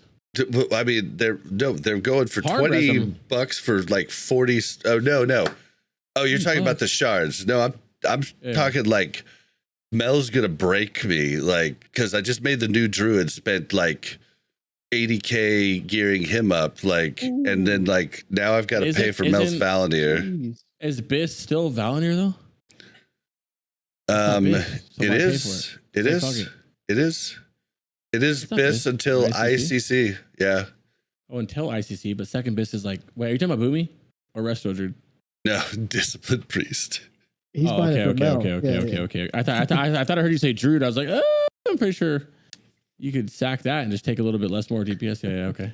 But it's, Yeah, I mean, that's Mel on you, got, happy wife, happy life. You know yeah, what I mean, Mel got 12 shards and she got it with, like, they asked her before she got any shards, are you willing to do the rest of it on your own after TOC? He told her we weren't gonna do it again. And Mel said yes. So therefore, she was to stick to her word, and I would have helped her stick to her word, but it's costing me a fortune. I'm hoping I don't have to buy any WoW tokens, but I will not buy like illegal gold. So, oh yeah, no point. but it's just the WoW token is so expensive. I mean, there is a point because a WoW token. I mean, GTG is like 5 times the amount of a WoW token, but we have honor. You know what I mean? We have honor. It's not even really honor for me. I'll be honest. Like it feels the same it feels gross buying gold either way. Either way it feels. Yeah, exactly. But like I don't like I've got accounts that are, years and years and years old and have so many things on them. Like the risk does not the risk outweighs the like then you can just benefit. blame her. Like, babe, I got banned. God damn it. You know what I mean? Yeah, I just can't do it. Plus, it sucks, but I'm hoping I don't have to buy one. I'm hoping I don't have to. I'm hoping I stick to the two that I bought. Runs and hard res stuff. I just We hope. got to move on to hardcore. Yeah. All right. Yep. Let's move on to. Oh yeah, I have about 40 minutes left. Perfect. Speak And, fast, Cricks. And, Somebody, not that we have to answer it now. Somebody a long time ago asked a question. Any tips for hardcore day one? I just Well, wanted here- to make sure we. Let's. Was queer focused. All right. Love that name. Well, hold on. Let me move into. Time for the news. All right. So, yeah, the news is the only news we have right now is just that Hardcore Realms go live August 24th at 3 p.m. Pacific daytime. So that would be 6 p.m. Eastern daytime. And yeah. That's all we've got. So, do we want to start with that question in chat of tips for day one? Yeah, let's do it. Like, Only let's you take it away. I'll step away for 2 seconds and I'll come back. do it. Sure. Play what you're good at. Don't rush yourself. Like I have died in competitions, like fake freshes. Like a lot of the dungeon drafts that we did this winter. I've died before, like worrying about getting ahead to the point where I overpull, trying to make sure that I get ahead of other people. Obviously, with official, you can just group with people. But yeah, not rushing yourself. Hardcore is always a game of patience. But yeah, how do you I think would it's say going that to those work are like two big things. with like questing versus just like mob grinding? Is questing slower because so many people are going to be at those quest givers, or? If you're a mage, definitely mob grind. AoE mages are still fantastic. And grinding at certain points when you've got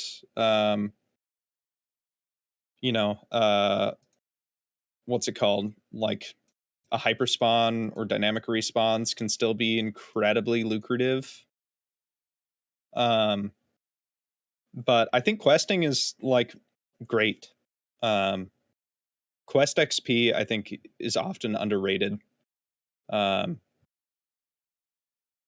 Yeah, especially when there are so many people around, like mob grinding can just be a trap because you think like, oh yeah, like this one named mob might take a while to go up, so like I might as well not quest at all. But like you can group for that named mob. A lot of named mobs have pretty short respawn timers. There are also a lot of like alternatives, like alternative quest routes, or like you can save it for a minute, come back. A lot of times, like I think Alliance is a little bit worse than Horde in having like linear quest paths throughout the entirety of the arc. Yeah, I think questing is freaking fantastic. well, hold on. Okay. I think the biggest tip is use the link in the description below and get rested XP. Get the new hardcore guide. Use code RELOADED for a discount and to support the show, or use code only. What's your code? I don't have a code. You don't have a code? No, just use your favorite streamer's code. Why don't you have a code? I don't need one. He asks me this all the time too. I don't have one either. Well, anybody I listening to this, Since you guys don't have a code, you can use code Chris. Yeah, sure. I don't know what you're talking about, but I can guess. I have used RXP for a total of one route. I've never used any other questing or guide add-on. If I were to pick one, RXP is great, but I don't use Look here. guide add-ons. Yeah, use just now. Use Reloaded or Crix. There you go. Oh no, don't use Crix. Use Reloaded. No. I didn't know you had one. Every time I bring somebody on the show and I talk about rested XP, I expect you guys to give your code. And I don't know what I missed because I had to help my wife order dinner, which is Papa Murphy's. I can't wait. But Rested XP has a new survival guide that is different than any other guide they've ever had. Okay, it's really cool. It tells you when you step into a zone where the elites are. Don't walk. Let's use Sons of Oracle as an example. It has a very wide pathing range. If anybody who doesn't play Horde doesn't know that, it'll tell you, hey, Sons of Oracle is somewhere remotely close to you within like 500 yards or something. It tells you don't go over there. It tells you the Torrent path that walks around Loch Modan, anything, stitches, moral hidden. Marks your mobs. Like it marks them for you. It tells you, say you're doing a normal quest to kill kobolds, and for some reason the kobolds stunned. They don't, but imagine they did. It would tell you, hey, heads up, these kobolds. It tells you everything. It's all new. It came out like 3 days ago. It's 100% worth getting. Use code reloaded. And it's or Crix if you want to support Crix, but like it's really good. 2Xs? How many It's Xs? 1x. It's 1x, and it's amazing. I use it every time I level. Besides with me and only because they're a mastermind. This fucking guy's a mastermind. Our entire route is done because of them. I have not had to do anything but put dots on some stuff, and I'm even bad at that. Yeah, he's carrying me way more than I want you guys to. He really is carrying me. So, Only's worked up a lot, but like this is I didn't expect it when we were like, I was like, yo, hey, you want to level together? And they were like, yeah, let's do it. And I was like, all right, cool. We're just gonna kill some shit. I'm getting diagrams with this way to that way and shit. It's a whole bunch of things, but it's a lot of fun, and I'm really excited. And the land partying thing is gonna be even better. But outside of that, I always use Reset XP. I love it. It's the safest way to level. It tells you don't have to worry about if you're playing a new class, what you're training, what classes to get, what spells to skip, what where to go here. It's phenomenal. I can't believe the effort they put in that. And the one that they just made, the like hardcore specific one, the survival guide. Yep. Yeah, they had a hardcore before, but it was like you had to be a good player to follow it to the T, because it definitely it definitely pushed you. But this one was collaborated with so many good hardcore players. Like it maps it out. I couldn't believe how much it added to it. So yeah, definitely check it out. And for vanilla, like there's some quests I completed because of rested XP that I never completed ever prior in the game. And like I've been playing this game since launch in 2004. So I'm just saying, like, it's crazy Previous cool. hardcore guide for it was quite literally, and I don't want Tommy and them to yell at me, but it was just the same mode. You just click activate hard mode and it turns red. And I'll say it removed the deaths. Yeah, the death skips. That's all it did. The survival guide was literally tailored for hardcore. It was 200 million% for people who are playing hardcore who do not want to die. The safe routes, even stuff that's semi-sus, it tells you to skip. So it's pretty nice. Plus, if you're playing a priest with RXP, you will have my tried and true talents to work off of. Yeah. So. Yep, they did it right there. Nice. There. Get it. Nice. Yep. One of the collaborators. And only has made it to 60 on a priest. I don't know how many times. This dude made it like naked fisting, star sharding, just kicking people with 2 toes type shit. Like it's crazy. I don't know. It's crazy. Other tips though. Yeah. So named mobs. Like if you're gonna go solo self-found, tips for launch. That's what we're starting on. And there's like a whole bunch of people waiting in line for the mob tag. You can like either just be a dick and just tag it with Moonfire or whatever you have, if you can tag it, or you can wait in line. And if you're gonna wait in line, just don't do it. Like just go and do something else. Like. Those are the type of quests. That depends on the line, because now in the hardcore server you can group up with people, and that's your solo self-found. That's what we prefer. But yeah, but that's what I started with saying. If you're solo self-found, then probably skip that. If you're not, then just group up. What people don't realize is, for example, say I don't know what quest to give an example of, but a lot of these quests, say the quest gives 1,000 experience, right? And you're like, damn, I really want to do this quest. It's 1,000 experience. But really, in reality, that's like 10 mobs. That's like you literally killing 10 mobs in Africa and getting that same quest experience. I think that more like 15 to 20, but yeah. Well, a great example of this depends on what it is. Like if your normal mob gives you like 45 to 50 experience. A great you're example right, that would be 20 actually. Are the quests for like named mobs in the very starting zone of for each race, what's the Gilneck or whoever it is in the human starting zone, for example, where you end up having lines of people, even if they're grouping up as 5, you could theoretically be waiting for 10 minutes just to get this mob spawn. That really is just like 10 mobs, and when you're talking about like 10 level 1 or 2 mobs, like that's not a lot of time. Like the quest XP, the 3 extra armor that you're going to get from the quest reward isn't worth it. Like getting out to where there are less people or like a larger spread of questing or grinding options is the better choice. Like Real doing quick, that fast. I have to address this because I get this a lot. Riggs in chat says, just a question. When the add-on is doing so much for you, what's left for you to figure out and explore on your own? And I'm going to tell you everything else to play the game. All the add-on is telling you what to do is where to go. Ultimately. Yep. Your That's all it is. All what you're saving me is from pressing L on my keyboard and sitting there wasting 2 minutes reading a quest of where to go. Or maybe and how many times have you, I don't know about you, Riggs, I don't know how good you know the game, but how many times have I alt tabbed into Google and copy pasted and looked up the quest name and read it on Google what to do? It's saving me from all of that. That's it. I don't want to have to open up. Yeah, I don't want to go to Thoughtbot like back in the day. I know you don't do that now. I just want to shout out Thoughtbot. Yeah. Back in the day, you went to Thoughtbot. I don't want to have to go to Wowhead and look up quest names to figure out where to go. You know what I mean? The add-on's not playing the game for me. The add-on is literally just telling me where to go. That's it. Where to go, what to do, and best practices. Well, there are a lot of automation quests where automation puts stuff in there, but you don't have to use that. Yeah. That's not default. You can just be simply give me an arrow where to go.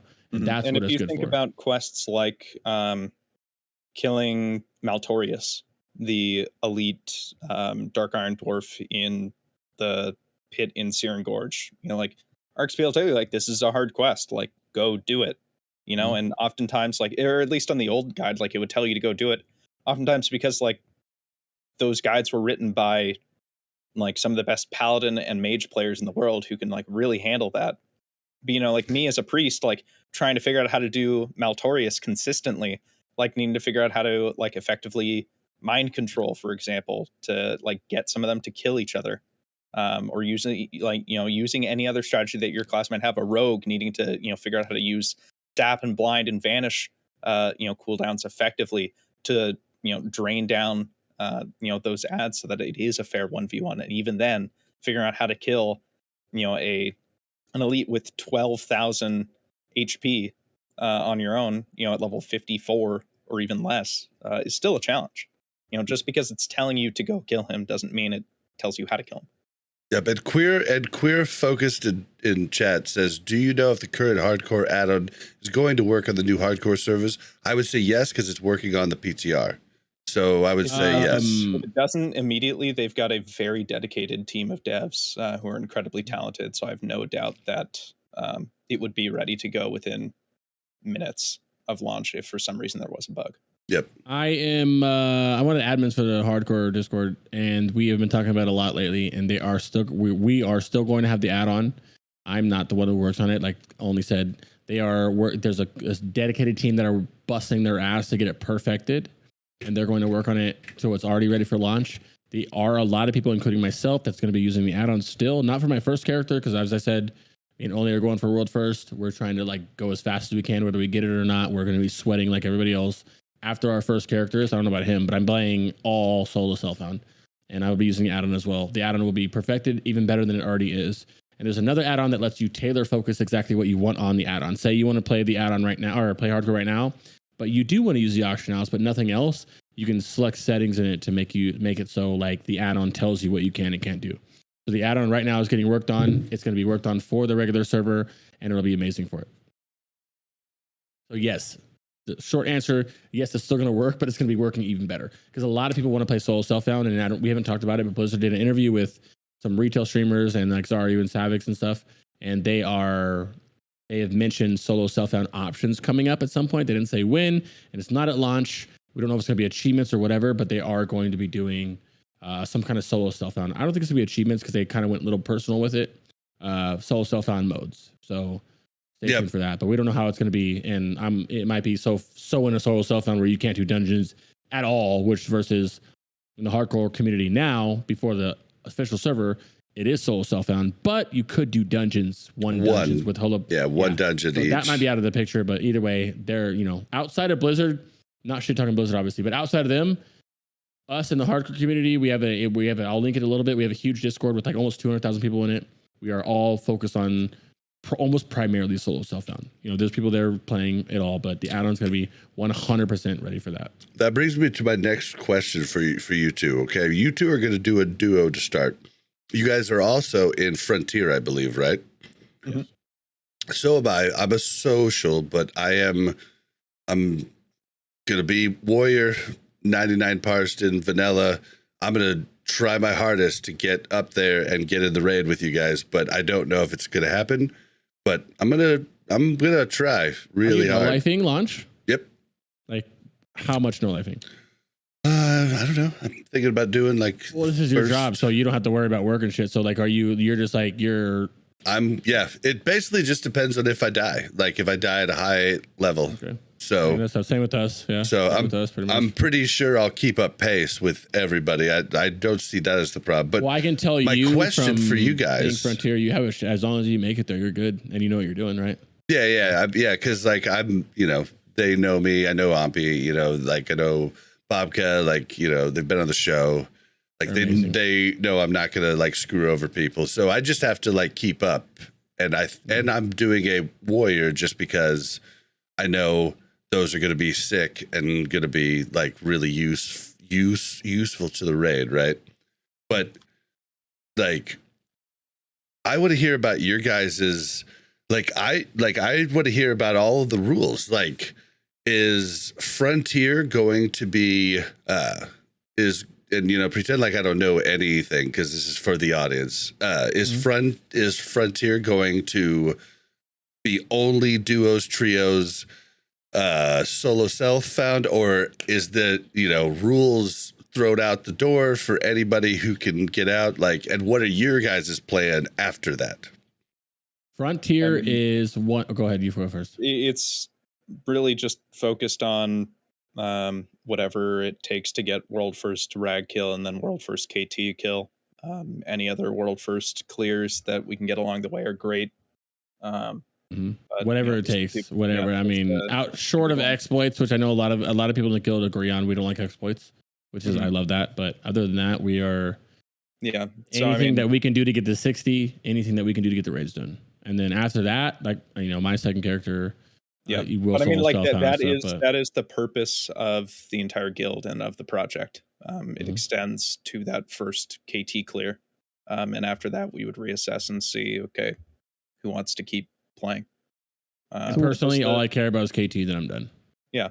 So the rating aspect of this game doesn't appeal to me that much. Each other, grouping up as needed. Whether you're starting off in a duo or trio or solo, and just hey, there's a named mob. There's an elite quest I can conveniently do with you because we're at the same point in questing. Sure, go for it. And there is to answer your question, there's a lot of duos. There's a couple trios. There's a lot of solo players. It's kind of a mixed bag. It's nothing too like different. Yeah. It's a mixed bag. It's about 100 people who are sweaty, trying to level. Yeah, sweaty and ready to level. Yeah. And the thing is, there's a lot of us. You never know. Me and Only might die. We died yesterday to some pillagers on a practice run. Yeah, I was kind of thinking the other day, like, too much. What happens if you die?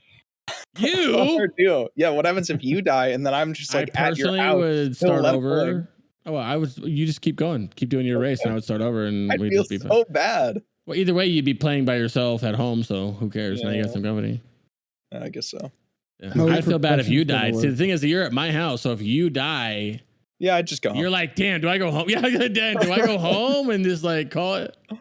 Because dying in I feel like dying under 20 is not bad, but if we die in like the 40s, it's like, damn. I feel like if you get past the Defias pillagers, you're gonna be fine. Like those. Oh yeah, I had a ghetto spawn on me yesterday when we were in our practice run. I was mad. So the casters, the casters, I forget their names. Pillagers. Defias pillagers. Okay, so they're actually like in the history of World of Warcraft, one of it's either one or two, top three. Yeah, other than most killed characters. Actually, technically, if you add the I'm not talking about just hardcore. Like I'm talking about across the game. Exactly. It was the whole game, and they were like 7th, but it was because the sheet we had was adding like raid and dungeon stuff. So if you took all the raiding and dungeon stuff up and it was outside world, pillagers were second out of everything in the whole game for killing people outside of hardcore. That's fucking crazy to think about. Yep. And so, so Frontier is going to be Alliance. Yep. We know that. Yeah. And too OP. And we got Skull Rock throwing up NA rep on Horde. For anybody who wants to play Horde, we get asked a lot. Go to Skull Rock. Plus, they're you can just go there. There. You can go there, look for us, DM either of us on Discord. We'll give you the link to their Discord. They're going to be raiding, but they're not like pushing nothing crazy like that. And they're going to be in a Horde and they're looking for more people. Do not hesitate to go there. So how are professions going to work for you guys? Are you guys going to level up professions? Absolutely not. We're racing. Not even touching. Not even touching. We're not. No, Yeah, we're barely looting. We're not touching professions at all on the way up. But Frontier, because of the way that we're like organizing Guild Bank and everything, will have the start at least of crafting kits for people who do hit 60 so that we can get things like Mooncloth or Cured Rugged Hide cooldowns up and running as quickly as possible. We've got people who are, leveling just to 35, people who are, leveling up to 20 for, to be summoners. Also, no lifing, literally just everybody sending them cloth just to make them wands. And I want to tell everybody real quickly, that is not a tip for you starting out hardcore.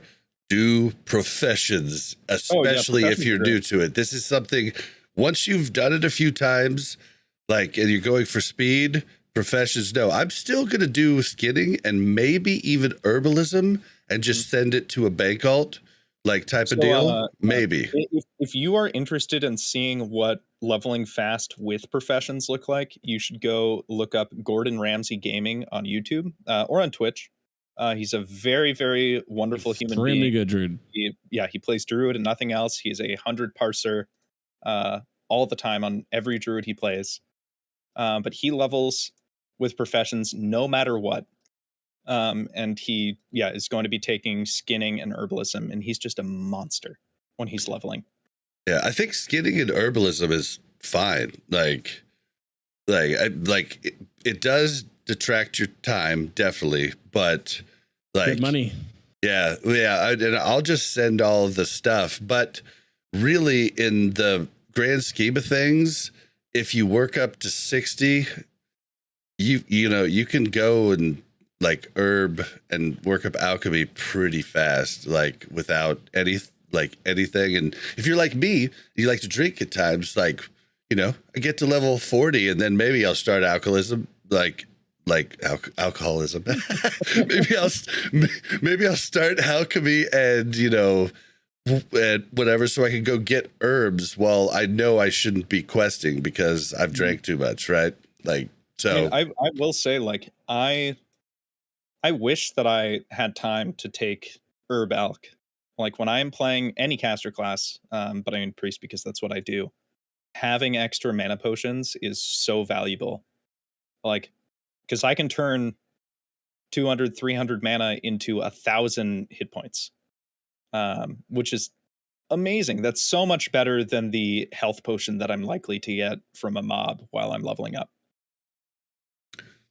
So I gotta ask the big spicy question. What about Petri Flask for you guys?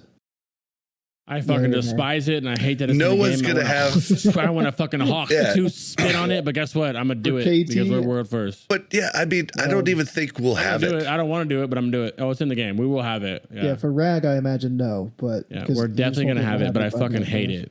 Yeah, for the first Rag kill, I doubt it. Time to have any Petries. Yeah, for the first kill. When we walk into MC. Well, there'll be somebody in there with it. There'll definitely be some people in it. But I don't think everybody will have it, right? Oh yeah, if you did have it, it'd probably be 4 or 5 people. Yeah, but and it's not gonna be us. It's not gonna be the warlock in the back spamming curses on people, Yo, who's going for world first Black Lotus spawn? I want to know that. Hey, I'm watching that stream. Probably Gordon Ramsay. Nice. Yo, right? I can good call. That, dude. I'd tune in. So yeah, basically, you guys are gonna do duo, but you're not you're okay grouping with someone for a named quest. You're okay with. Yep. Okay. Anytime it is we have convenient. Pretty much anytime like we are trying to kill mobs when like outside of a drop chance quest, like we'll group with you if it makes it go faster. Like we've already gotten XP gimp. Might as well take a little bit more just that we get moving faster. Like when you're in a duo or a trio, especially early on, like quest XP is so much more valuable to you. Do you guys want a warrior? Guaranteed.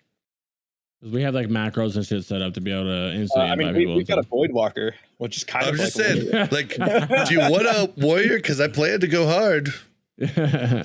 Well, we've had a couple people want to do trios, but I feel like I personally wouldn't like trios. I don't think. You'd have to go. Something about him and I we've been practicing our route for a while, so like I feel like trio. We'd have to then change our entire route for trios. It'd be very different than what it is. I think. You guys doing dungeons? No, well, most of them, besides like some of them, like WC and Wailing Taverns. See, that's the thing, though. If you had a Bob, I don't know, like you'd have a tank. Scarlet Monastery is going to be an interesting question because it can be super valuable, especially with gear. But like the Alliance quests, like they aren't that big, and it's a really far away. You know, so it's kind of like if we can do it right at 40 when we've got a mount. Or if someone wants to summon us, that makes it a lot easier of a decision. That's another reason why trio sucks, is because on duos, I'm a warlock, so my pet is free. I'm giving them all my gold. He has a mount. We're moving. Third person walking, like, you know what I mean? I'm walking here. Like I think if we knew ahead of time, I would love to do trios, but I just said throwing it out there. If you change your mind, invested in our route. If we did have like a hunter who had offered to trio with us, I think that would have been really fun. Yeah. I mean, a double pet kind of deal. I'm just saying, like, you know, if you guys are willing to group, like, I could just be with you the first 24 hours if you guys are going to go hard for that first one. And then I could split off and do my own little lone wolf thing after that. Yeah, we're going to be going very hard for more than the first 24 hours, I would think. Well, let me know. Yeah. Yeah, I plan to do 24 hours the first. Instantly going. I mean, 24 hours straight for the first one. Yeah, we're gonna go like 30 plus, sleep 5, 30 plus. 30. We're going pretty disgusting. All right, well, let me know. Disgusting. All right, well, what else? What else can we ask? Because Crix has to go here pretty dang soon. So 10 minutes or so. Chat. Do you guys have any questions you want to throw out? Caves, guys. Tips. Caves. You're going in caves. Like, just go in slow, kill everything. Don't sneak by shit. Like, just kill everything and then just have your head on a swivel. Like, that's more for not just caves. Like, have your head on a swivel at all times. Like, if you're fighting something and you have some downtime, do a little, holding your left click and just like spin and just see if there's anything behind you. But caves, watch out for the idiots that go in, pull too much, and then keep running. If they run a mob by you, that mob's coming back to you afterwards. And that's where caves get the most scary. So when you see that, just run with that fucker, like, and just get out of there. Like, just take the loss, come back in afterwards. Like, that's the best call, because then they're going to run back. They're going to leash back. Instead of leashing back to you, they're going to leash back to their spot if you run with that guy. And that guy's going to be taking all the hits. So that's something I learned during my time. Very true. Saved me a lot. If I can evade spots too, yeah. I write for Icy Veins and Wowhead for their tips and tricks. Well, different for Wowhead. I have a tips and tricks guide for Wowhead for Icy Veins and on YouTube, a shit ton of them. And the biggest tip ever is to have fun. Yeah, I'm corny. Get the fuck out of here. Yeah, I said it. That's the most important, okay? Blazing Bob's already reading down the list. I'm going to let him keep going, but I'm going to tell you the most important one. Pick the class that you want and have fun. Because if you don't have fun, you're going to be miserable. And if you die while not having fun, you're going to be even more miserable. But real tip is for anybody who hates it is to look up your stuff. Like Google you were going to say don't die. Like actually Google it. You can go. YouTube, Ice Veins, Wildhead. You can go anywhere you want and Google it. That's a big deal. If you don't want to learn about your classes, it's a little bit different. But don't go in blind if you want to win. It's that.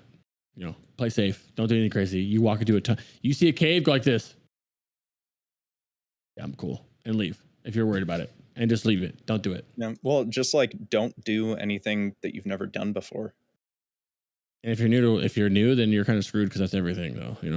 Yeah, I think it's going to be a lot easier though, because there's going to be groups of 5 in caves and stuff. Like, I think like things are going to be a lot easier.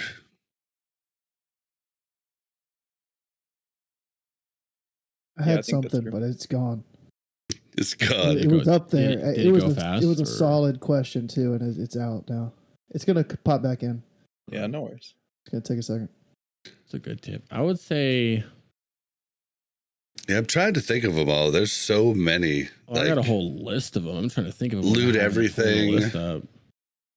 Looting everything is big, yeah. I would probably say a big one that I feel people mess up on is AFKing. A mix of AFKing and logging out. Like if you stand up to go walk away, even for you're like, I want to walk away for 10 seconds and get some water, or like, let me go pee real quick. There's nobody around me. Like you never know if that person's going to be there. Like don't ever AFK on a spy. Sounds stupid. Always log out. Forsaken courier walks into you. Exactly. Don't you could be log anywhere. out. Don't log out in a place where any mob could theoretically be near you when you log back in. Exactly. If you have to pee, it's really nice. Log out. And even if you have to pee and you're in a like you're in an inn, just log out. Like if you're in an inn, it's instant. Like just log out and go pee and then come back. I personally like to put the danger there, but don't do that. Just it's a log mix out. But also log out. Sorry, my wife opened the garage. I gotta help in the car. It's logging out, yes, but it's also like Only said, logging out in a safe spot. There's many times you'll log out in the middle of nowhere. You're like, oh, I'm cool. I just killed this mob. I log out. You come back 2 minutes later, you log in, you're swarmed. You never know if a server changed or you went to a different layer when you logged in. There's a bunch of mobs around you and you're just clapped out, and you never want that. And just because we're getting sweaty, I know a lot of us are getting sweaty for this server. Stay rested. And I don't mean rested XP like the add-on. I don't mean rested XP like you're in an inn. I mean, actually in real life, stay rested. Like, don't just sit there and you're staying it for 20,000 times in the world. Your computer like food. Yeah, exactly. Make sure that you actually stay rested. If you're no lifing it, we're all no lifing and have fun with it. Keep no lifing it. But like, do it at a safe angle. You know, I'm making chili. I'm gonna have a big old vat of chili. I'm gonna put it in different. We're gonna have my wife bowls. literally making us meals and bringing us to into the garage, and I can't wait. You're right. Yeah, my wife's not gonna do that, but she plays games with me, so you gotta take your wins where you've got them, and I'd rather have her playing games with me than cooking for me. But I would take cooking too. But another big tip: know what you should train and what you shouldn't. There's a lot of classes that have a ton of shit you shouldn't train. And gold is going to be really scarce at the start, and you definitely want to have your mount when you hit 40. So yeah, be real careful about spending money on things that aren't going to help you in your journey. I'm trying to think, like Crix would be a good one because Warlock has a ton of things you absolutely do not need, right? But then there's also some things like you think you wouldn't need, but are actually really good for Warlock. Curse of Weakness or Curse of Wreck? One of them, if you put it on them, it'll stop them in their tracks when you fear them. So like, say you fear something and like it's gonna run into some shit and like aggro more shit. It's either Curse of Wreck or Curse of Weakness that'll stop them in their tracks, and they just stand there feared and don't move. I think it's Curse of Wreck, but I'm not positive. We can ask Crix when he comes back. But is there anything like that with Priest that you don't want to learn because it's not worth it?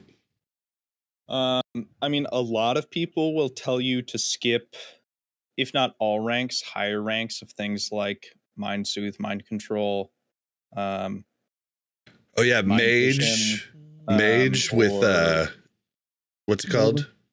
The Yeah, Frost Nova. There's never a reason to go past level 1, right? Mhm. Yeah, like Fade. A lot of people tell you to skip it.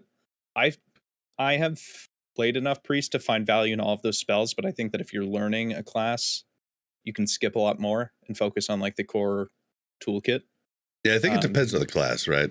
yeah, because like when I'm playing Priest, I will um like I'll use Mind Soothe very liberally to pretend that I'm a rogue and just run through everything. You know, I'll use Mind Vision very liberally to look through an entire cave and mark all of the patrols. You know, to find out like what kind of multi packs I'm going to be fighting as I go in there. Um, you know, but like if you're new to Priest, you're probably not going to think to do those things. You know, like I know that Fade is like the most garbage threat drop spell because it's just a threat delay. But like I know that like I can use it in my duo with Crix when he's got a Voidwalker, because if he says like my Voidwalker taunt you know, resisted, I can say, okay, I'll pop Fade to buy us 6 more seconds. Gotcha. Okay, Yeah, but like Crix. if you're just in a normal group Yes. or leveling solo, you don't need that. What's up, my friend? We were talking about like certain classes have a lot of spells you shouldn't train because there's just not a point. But there's some things I pointed out that like you wouldn't think you were going to need, but you do. And I would need you to like remind me of which it is. So say you fear a mob and you want it to stop in its tracks. Is it Curse of Wreck? Wait. Or Curse of Wreck? Yep. Curse of Wreck. Yep. Curse of Wreck will not only is it important for canceling a fear. Say I fear a mob and he runs north, and north is a bunch of other mobs, and we've all seen it where they pull more mobs. If you curse of Wreck him, the mob doesn't run. He just and that's not just fearing. That's if you know how mobs get low and then they run no matter what when they get lower than 15% or whatever it is. If you curse a wreck a mob, he does nothing but continue to attack. And so instead of running north and pulling mobs, he won't do anything. He'll just attack you and then you can kill it. But what I like a lot is redirecting the mob. So if I fear a mob and south is safe, but north is not safe, he runs north. I can curse a wreck him. He runs back to me. I curse the agony or whatever curse to get rid of the curse of wreck, and then he runs south. So it's kind of like redirecting, which is really nice. Yep. Mm-hmm. So But what about secondary professions? Like first aid and fishing. First aid is, I would say, mandatory. I would even get it on a healer if I was a healer. Unless it's speed running, but like I would give even on a healer, I'd get it. You never know if you're out of mana. A good example is a priest can psychic extreme. So you have enough mana to, oh my god, I have 3 mobs on me. Psychic extreme, bam, they're running away. Get a bandage off, and it might save you. You never know. Yep. What really are niche two scenarios? ticks? A hunter, a rogue. Yeah, you never know. There's times where on my rogue it's made to 60. I would have died if I did not. I have a poison on me and I still bandage just to get that 1 or 2 ticks off, and I lived and didn't die. Yep. Pet cost is obviously superior with first aid because your pet can tank and you can go ahead and get a full first aid off, or you can run around any class can run over a fence. Remember, mobs don't run. It's another tip. Mobs don't run or they don't jump. I'm sorry, or run through things like you can. They can't jump over a fence. If you're on the top of a tower and you jump all the way down, they don't follow you. They take the proper staircase route all the way around the stairs to get to you. So you think about that. You can just run. Okay, I'm going to die from fighting this guy on the top of that tower. Like I thought I could beat him, but I can't. So I jump off and then I'm bandaging, or I jump over a fence and I'm getting a quick 2-3 ticks of a bandage off before he reaches me. Yep. It's huge. I would say Cooking and fishing, I'm not gonna lie to you, it is worth it because you can get good cooking buffs and stuff. But I feel it's like a lot of time. Not only that, but if you're not in a hurry, 100% worth it. But the thing is, if you are dying because you don't have the 4 or 5 stamina that you get from that, then you're already fucking up. Like you should have done something else that would have changed that. Yeah, if you were doing solo self-found, fishing is huge for greens and everything else, like to be able to get like really good gear. But if you're not doing solo self-found, it's a lot of time. It's a lot of time. Ton of time. An absolute I don't time. think I would ever do fishing unless I had like a really good reason to pair it with alchemy. If you're a drinker and can't, play at all times because you drink, Real it's life a great thing. No, in real life, like it's a great thing to do because you want to play your hardcore thing. Like I died so many times in hardcore because I was drinking when I played. Like, you know, I drowned once because I drank an Agi pot thinking I drank a, like, you know, like breathe underwater pot. Like, if you want to still play your tune, it's a great thing to do while you're drunk. Like it really is. Like I maxed out fishing on my level 60 rogue because I wanted to play hardcore while I was drinking, but like I just had learned my lesson. It was like, I'm not going to level while drinking. Prime example is that I've been leveling my engineering on my warrior the whole time we're doing this podcast. That's another thing that sucks. Like I'm gonna have to take a week off of drinking for this shit. It sucks. Like, damn, that's a you problem because I don't drink much. But yeah, well, I don't think Only would let me. I love drinking, but like, there's no way you should be doing it while doing hardcore, unless that's your stick on your stream. Like, but yeah, it's definitely not my shtick. Yeah, it's like you're going to screw up. But for the drinkers out there, there's a bunch of you. Fishing is a great thing to do. You alcoholics out here, herbing and just fish. Yeah, herbing in like low level areas, like it's great. It's perfect. And then you don't, and then you don't die, and then you're fresh the next day, and you're good to go. There you go. All right, here's a rare one. We only have a few seconds left with Crick, so fine. make I'm already it count. in raid right now. You're good. I'm doing Oni right now. You're good. I'm gonna suggest an add-on. Ooh, what one? Let me guess. Item rack. No. It's called Gathermate. I don't know if the same thing is in Rested XP. Ooh, that's a good one. But Gathermate. It's not in Rested XP. Okay. It shows you the location of treasure chests. And never mind, that is in Rested XP. That is a pretty good idea. I love going around getting treasure chests. You can find bags in there. You can find mats for professions if you're doing Actually, I lied to you. The one, yes, you are right. That is correct. That's not in Rested XP. What Rested XP does have is it shows you we call them special vendors. And we call them that because these special vendors will have potions and scrolls. And greens. It tells you, throughout, and greens, and the greens, the BOEs. And it tells you where those special epics are. Like, okay, I'm running through Stormwind to go to my Warlock trainer. On the way there is a potion vendor. I'm going to pick this up to see if there's some potions there or something. So unfortunately, there's not going to be guys on this server because the auction house is available. So there's going to be people, probably bots, just sitting there buying them as soon as they pop in. I'm sorry to be a downer, but like that's the truth. It's still worth checking because like definitely checking. How the auction house works is people buy 6 slot bags, 6 slot bags for 5 silver from the general goods vendor, and they put on the auction house for 6 to 7 silver. Right? People don't realize that. The people are putting on auction house for a little bit more than normal because it's saving you the time of having to go to these vendors and find them. Right? Yep. And could never be worth it. Crix, real quick before I forget, give me a thumbnail face. All of you, give me a thumbnail face. Oh, shit. Crix, I can't do it.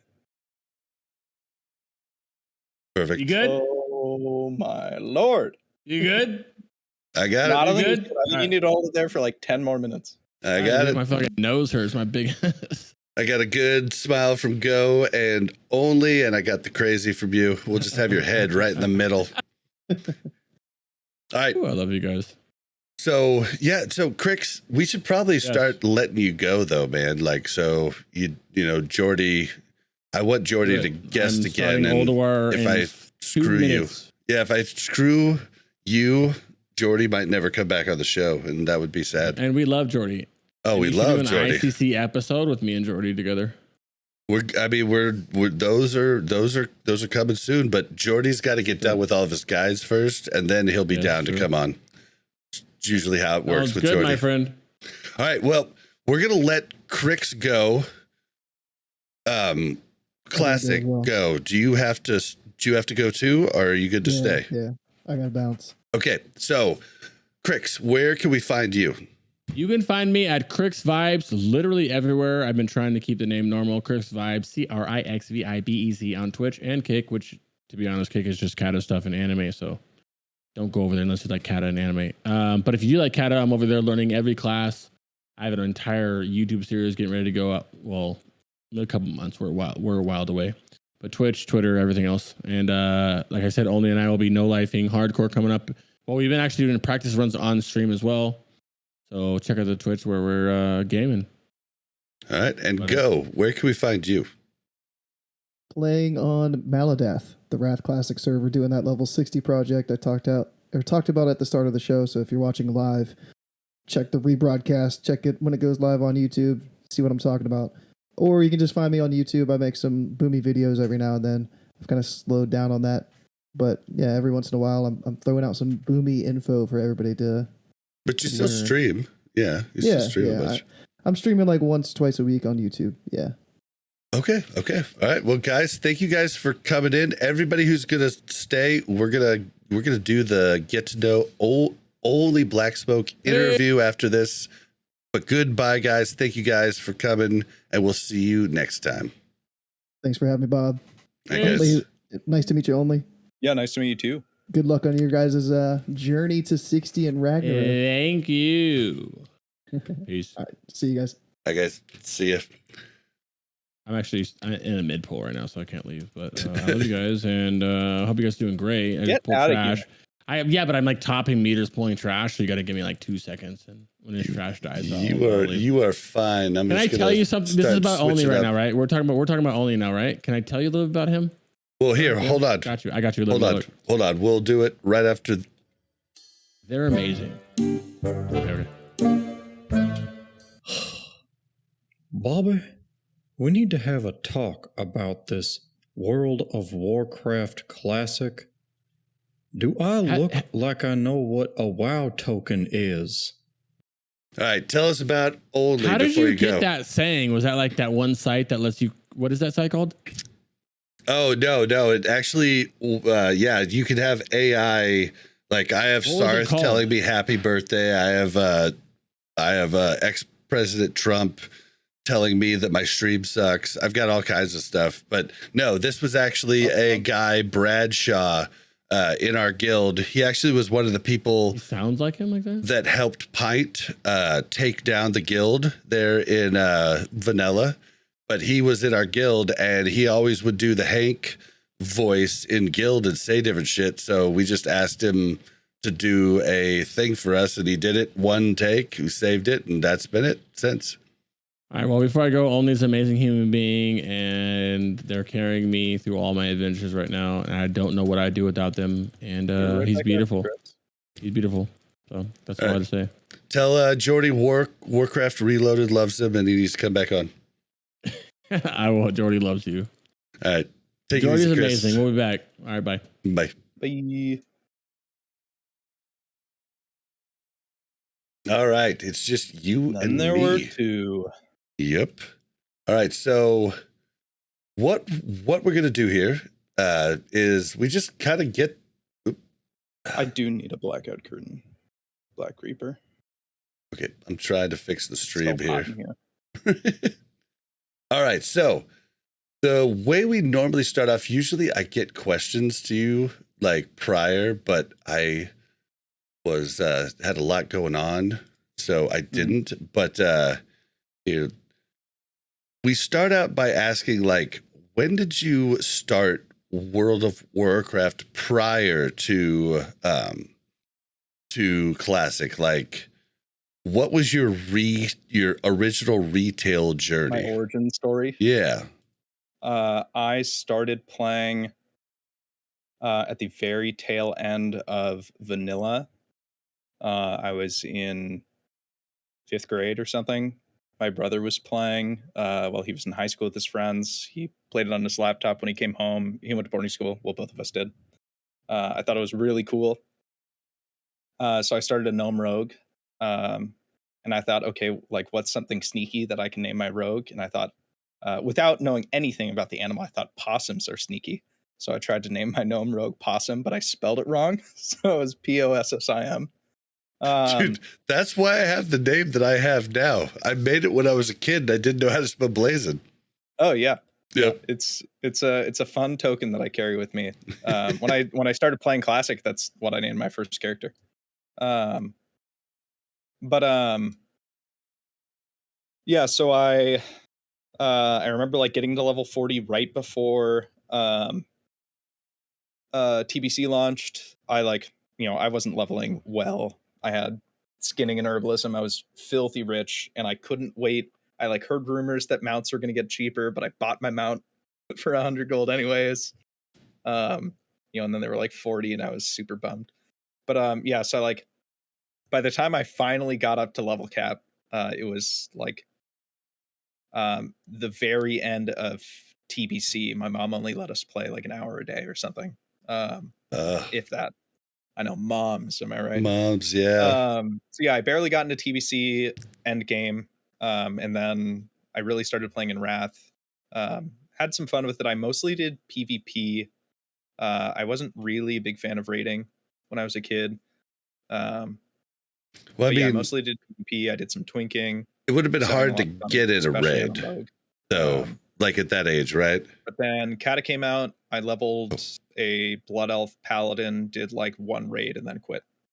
But it would have been hard to get in a raid, right? My WoW journey ended until Can you hear me? 2019. I heard that Classic had launched, well after it launched. But I thought it was super cool. So can you hear me? Yeah, I can hear you. Oh, can you okay. hear me? Yeah, well, I asked you in the middle there if you would. Sorry. I don't think it was coming through though. I did not hear you interrupt me. Yeah, I was asking. I interrupt a lot. It's just kind of my thing. But I was ranting. Yeah, I was just I wanted to pull you back. You said you didn't raid, but would you have even been able to get into a raid at that age? Because when I raided hardcore back in the day, we had an 18 plus clause. You almost had to show your license on the website, the guild website, before you could actually be let in. And we only had one squeaker. So do you think you could have gotten one if you tried, or did you even try? I doubt it. I didn't really try beyond a couple of random pugs. I didn't use a mic or anything. I kind of learned how to type well playing WoW. I had my typing class and everything at school, but really learned how to type playing WoW. That's I guess funny. I'm glad I didn't try. But when I got back, I thought about rolling Horde, made an undead priest, but then just said fuck it and recreated my gnome rogue. Got into raiding. Immediately started watching Sarth videos to figure out how to get good at rogue. Was 99 parsing, quit right after AQ came out for 8 months just because work got insane. Well, hold on. Let me take you back. When did you quit originally before Classic? Did I miss that? I was set just upstream. After Kata came out. Okay. I got 2 tunes to 85. Did raiding for a month and then stopped. If you see I updated our show notes. You should be able to see it in real time. I put the questions in there now, so that was what I was doing. Gotcha. Yep. Sorry, I was a I little. didn't have it open. No worries. Okay, so you quit retail, went on to when you quit retail, were you high school, almost college, I think I was a freshman in high school. Okay, and you just never looked back, right? Yeah, well, so my brother and I went to boarding school, the same boarding school. When he was 4 years ahead of me, when he and his friends were seniors, they played so much WoW that one of them almost flunked out. So the school administrators blocked people from playing WoW. Oh, the freaking IT guys. I could have played with a VPN, but I was screw it. And I just stopped playing WoW altogether. I really stopped playing PC games altogether until I got into League. Probably smart. Honestly, if I had been playing an MMO through college, I would have not been able to do it. They didn't even have them when I was in high school. In college, I hardly played video games at all. Same. Yeah, I was really just touching grass. Yeah, it was girls and books, especially my whole college. Mm-hmm. But okay, so all right, so okay. If you said it before, I apologize because I was trying to get the questions set upstream from everybody leaving. But I want to hear what made you come back for Classic. I want to start there before we get. You were talking about Sarth. 100% the nostalgia. It was like the first video game I really, really loved. Like I had played the original Age of Empires when it came out. I played the first Call of Duty when it came out, Age of all on Empires, PC. I never had so a good. console. I'd played RuneScape in like second grade. I played Minecraft like before pumpkins existed in the game. But yeah, like World of Warcraft was like the big game of my childhood that I really, really loved. So yeah, So I kind of just wanted to get back into it, see if it was good. I was like, yeah, like maybe I'll just get to 60 and the nostalgia will be done, but it'll be fun to relive it. that was my question. Like for me, I thought I would just like, I'll go back and play a little bit. If I get to 40, it'll be cool. Like, like I'll get a mount. Like it'll be good nostalgia. I'd played a ton of re-released games. Like, like not I had been on a kick of playing yeah. games from my childhood again. Yeah, and like it usually just lasted like a short time. Like I'd play it for a day and I'd be like, oh, that was cool. Like I relived it. But it was like I was like level 20 and I was like, Mel, you need to play this with me. Like, no, this is like this is a redo. Like this is something different. So I think that there's something special about WoW where when I think it was exacerbated because I came back to it from a time when I was like a literal child to a full grown adult. Like I was approaching the game entirely differently. Like I was like, oh, like this is how you can be good at this game. And it's a very different game when you're good at the game. Oh, like yeah. I remember a lot of my deaths when I was a little kid because they happened for dumb reasons and it happened all the time. Like sometimes because the first time I leveled up a rogue, I was leveling subtlety. I thought it was the coolest thing ever. Like when Shadow Step released in Wrath, I was like, this was why I've been playing sub rogue the whole time. But yeah, like, like when you're a 12-year-old playing a sub rogue in Daenerys, like you're lucky if you can barely survive one mob. So to come back to it and be throwing up big numbers to, learn why you have builder finishers, it's a whole different game to play. Yep. Yeah, like so you came back to classic thinking it would be just nostalgia, and you started to kind of talk about that before with Sarth, but like kind of walk us through the timeline of like when you started, what you did, and then when you started to go even more, and then when like you realized, oh, this is my thing now. And I will be right back, but I can hear. Yeah, no worries. How's it going, Chad? It's just us now. Welcome to my podcast. I started in like August of 2019. Got to 60 in a few months. I was working on a campaign. I work in politics and government historically, so it was a really busy time for me to start. But yeah, I got to 60 like in December or something. Started raiding casually with just like a weekly pug, which had like, it was a really shoddy pug. It had a paladin main tank, of all things. But yeah, like I saw that my numbers, I was like introduced to Warcraft logs, saw that my numbers were garbage, like immediately sat down with a raid leader and was just like, okay, how do I generally make these better? He's like, okay, well, here are the first few things that you can do just to fix your rotation. And then otherwise, like go check out YouTube and content creators. So I like fixed the rotation, started immediately doing like 80-90% parses, started carrying that raid, and then started watching Sarth videos, Sarth's rogue videos specifically, and really learned to like love the idea of min-maxing rogue. And then I was doing that all the way up until AQ just came out. And then work was getting super busy. So I stopped playing until like February of the next year, February of 21, I think. Or no, February of 21. AQ is when this podcast started. Oh, really? Yeah. Oh. And I was also on Sarth's server, and I was Alliance, and Sarth would oftentimes attack the Mage Tower in Stormwind. It was some of the funnest stuff ever. Oh, that sounds like a blast. Yeah.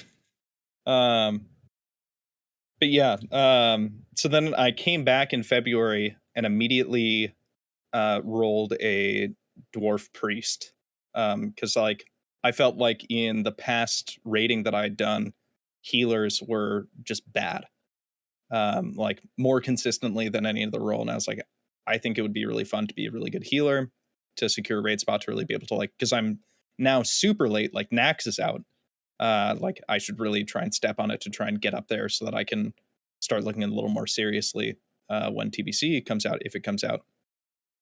So started playing priest, named it Only Heal Self. That's where I got the name Only, and tacked it onto BlackSmoke, which was my old Call of Duty tag. But yeah, and then I was playing that priest up until TBC pre-patch, and then I switched to a shaman, which was a lot of fun. But then in like August of that year, I was looking up that summer, I think it was, I started watching Twitch. This is kind of a bit of a ramble, but I started watching Twitch over the pandemic, specifically like the offline TV Among Us group, like while a lot of them were still getting big. And then I was just like on Twitch one day and I saw the name Cargos, and I was like, oh, like I've seen a video of his what is it, Spell Power Hunter 19 Twink. And I remembered that video so vividly because he has a live reaction of learning that Kobe died on that video. Oh, wow. So it's like, shit, like, yeah, I know this name. So I tune in, and it just so happens that he's playing hardcore and he's talking about how like he's really interested in launching this idea of a race to Ragnaros. Like, can we even raid without dying? And I was like, whoa, this is kind of cool. And leave it to Cargos, he links in his chat the what became the VIP content creator Discord. It was like day one of it being created. He's like, I'll just link it to anybody. So I get in there day one, and then it gets locked 2 days later. So somehow I'm just in here with a bunch of content creators I have no business being around. Been there, done that. I do it every week. In fact. Yeah. But from that moment on, I just got hooked on hardcore. I almost stopped playing TBC entirely. Eventually I would quit TBC and then come back for Wrath pre-patch. I did the same thing with Wrath, going back to hardcore after Wrath came out. I did the same thing. I really enjoyed hardcore WoW. Yeah. And that really did feel like I was reliving the nostalgia. Not just in like, I remember doing these motions, but in experiencing the game for the first time. I feel like, who is it? Zaryu, I think, has the best quote to describe and encapsulate hardcore. It's just like you get to play WoW for the first time again, like when you were 12. Like the world is huge. That he no gets idea to what's do out there that. for you. I know, right? I know. Coming so late. And I'm sure. And on top of it, he's like absurdly good looking and like extremely charismatic. And I just like want to be friends with the guy. But it's just like, you're so late, and like, but brought so many eyes to it too. But like you were talking about TBC, like that's the reason I got into hardcore. I had been watching the hardcore journey since Cargos came up with it. I had people on the show, Duranosaur, Winky, different hardcore players on, and I always thought, well, I love watching you do it. And then Season of Mastery came out, Road to Rag came out, and I was playing TBC, and I didn't like TBC. Like, I love Wrath, I love Vanilla, but I didn't like TBC. And I was playing a lock, which I even didn't like more, and I just raid logged completely my entire, like the whole thing, and just did nothing but hardcore because of that. And I think the Season of Mastery hardcore, it's a hot take, but I think it was so big because of Cargos and the Road to Rag, but also because TBC sucked. Like, That's really fair. And like, you could say that Wrath has the same suck. Like, a lot of people could say that, but Wrath, you could work up a ton of different characters easily and raid on a ton of different characters. Whereas in TBC, you couldn't do that with the whole, like, going through all the different, what were they called to make sure attunements? Like that was a pain in the ass. Like, oh yeah. So It was like, a mess. Yeah. So like hardcore just seemed better, but you did exactly like Zario did hit it on the head, but I think many people said it before him. Like it was like playing for the first time. Like I learned my first hardcore run that a white weapon was actually pretty dang good. I had, even back in vanilla days, I didn't buy a white weapon from the like, and I should have known that, like, but I always was focused on the stats and not the damage of the weapon, you know. And for melee, the white weapons are huge, you know. So it was like playing for the first time, and I had never really enjoyed leveling. Now that I think about it, I almost wonder if that Zaryu quote stuck with me so much because he was coming from retail, where like he had gone through this whole arc and had so many years of like uninterrupted play to be like, wait a minute, I remember what this game used to be. And you can see it in his face when he's playing. Like he's having an absolute blast, and he was probably pretty freaking bummed out, especially when he came over to play. I hear a lot of the PvP retail players came over specifically because like the current at the time retail PvP season was really bad. But like, yeah, like it really feels like a completely different game. And like, that's like, I never enjoyed leveling ever, except for when I first leveled, like back in the day. I had never enjoyed leveling until going and doing hardcore. And I was like, this, and I should say hardcore solo self-found, because I don't know how I'm going to feel about not having the rule set. I'm going to find out, but I don't know how I'm going to feel. I know exactly how I will feel about it. Okay. We can do a little tangent. You can go ahead and say.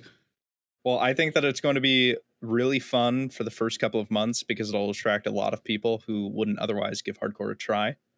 And it'll be a hardcore meta that we haven't gotten to play around with. But I think that in the long term, it'll degrade the kind of, I don't like using this word, but like the essence of what hardcore is. Like if you look back to the Holiday album that Cargos made, you know, like getting a green from a chest or like what could be on this mob, like even if it's not a green you can use, you're like really excited for a minute. Like you're excited when you find like a white item. Like you could be excited for finding a mana potion on a mob, you know, or like a scroll on a mob. And you just lose some of that excitement when you are immediately mailing yourself 4 16 slot bags, 500 gold, fiery enchanted level 2, you know, weapons that you're going to use until you're level 15, all this stuff. I'd love it if like there are interactions, like even in classic vanilla. Like I remember I was doing the prereq quest in Desolace for the quests. One of the quests in Scarlet Monastery, you have to kill those skeletons at the far south of the Desolace map. And I saw this I was a warrior, but I saw this rogue with fiery enchant on their weapon. I was like, hey, you don't happen to be an enchanter? And they're like, yeah. I was like, hey, I'll give you this amount of gold if you could fiery enchant my weapon. And like, he was like, you're in luck. I have the bats. Let's do it. You know, and that type of stuff is kind of cool for hardcore, but like, I don't think that's how it's going to be. I think it's going to be people mailing everything that they need to each other. And it's going to be a lot of closed circles between people who trust each other, and then kind of this weird jungle of an economy outside of it. That's more what I mean. Like people who like think that they're hooked on that first run, I think will like feel a little lost after a while, and hopefully they can discover solo self-found, because I do think that solo self-found is what makes the hardcore game mode replayable. How do you feel about, everybody's upset like that we don't have the rules on the official servers? Like, are you like me where you're like, let people do what they want to do and you still have the add-on? You can do it if you want to. Like, don't try to 100%. Force everybody. Yeah, 100%. And I think that people who are feeling like that's not good enough, are a little too focused on what everyone else is doing and not what their experiences on their own. Because like the reason why hardcore had to have mods and VOD review and eventually the add-on was because we were playing on a multi-life server. It was only Road to Rag and post Road to Rag where hardcore dominated the server, so you kind of felt like everybody you saw was on a similar journey and you had that kind of ubiquitous experience. But I don't think that there's anything wrong with you being outside the norm and putting extra challenges on yourself. I mean, hell, we talked about it, or it was mentioned a couple times earlier. Like, I did a triple achievement priest run that took me 8 days /played, and I didn't mind that, like nobody else did it.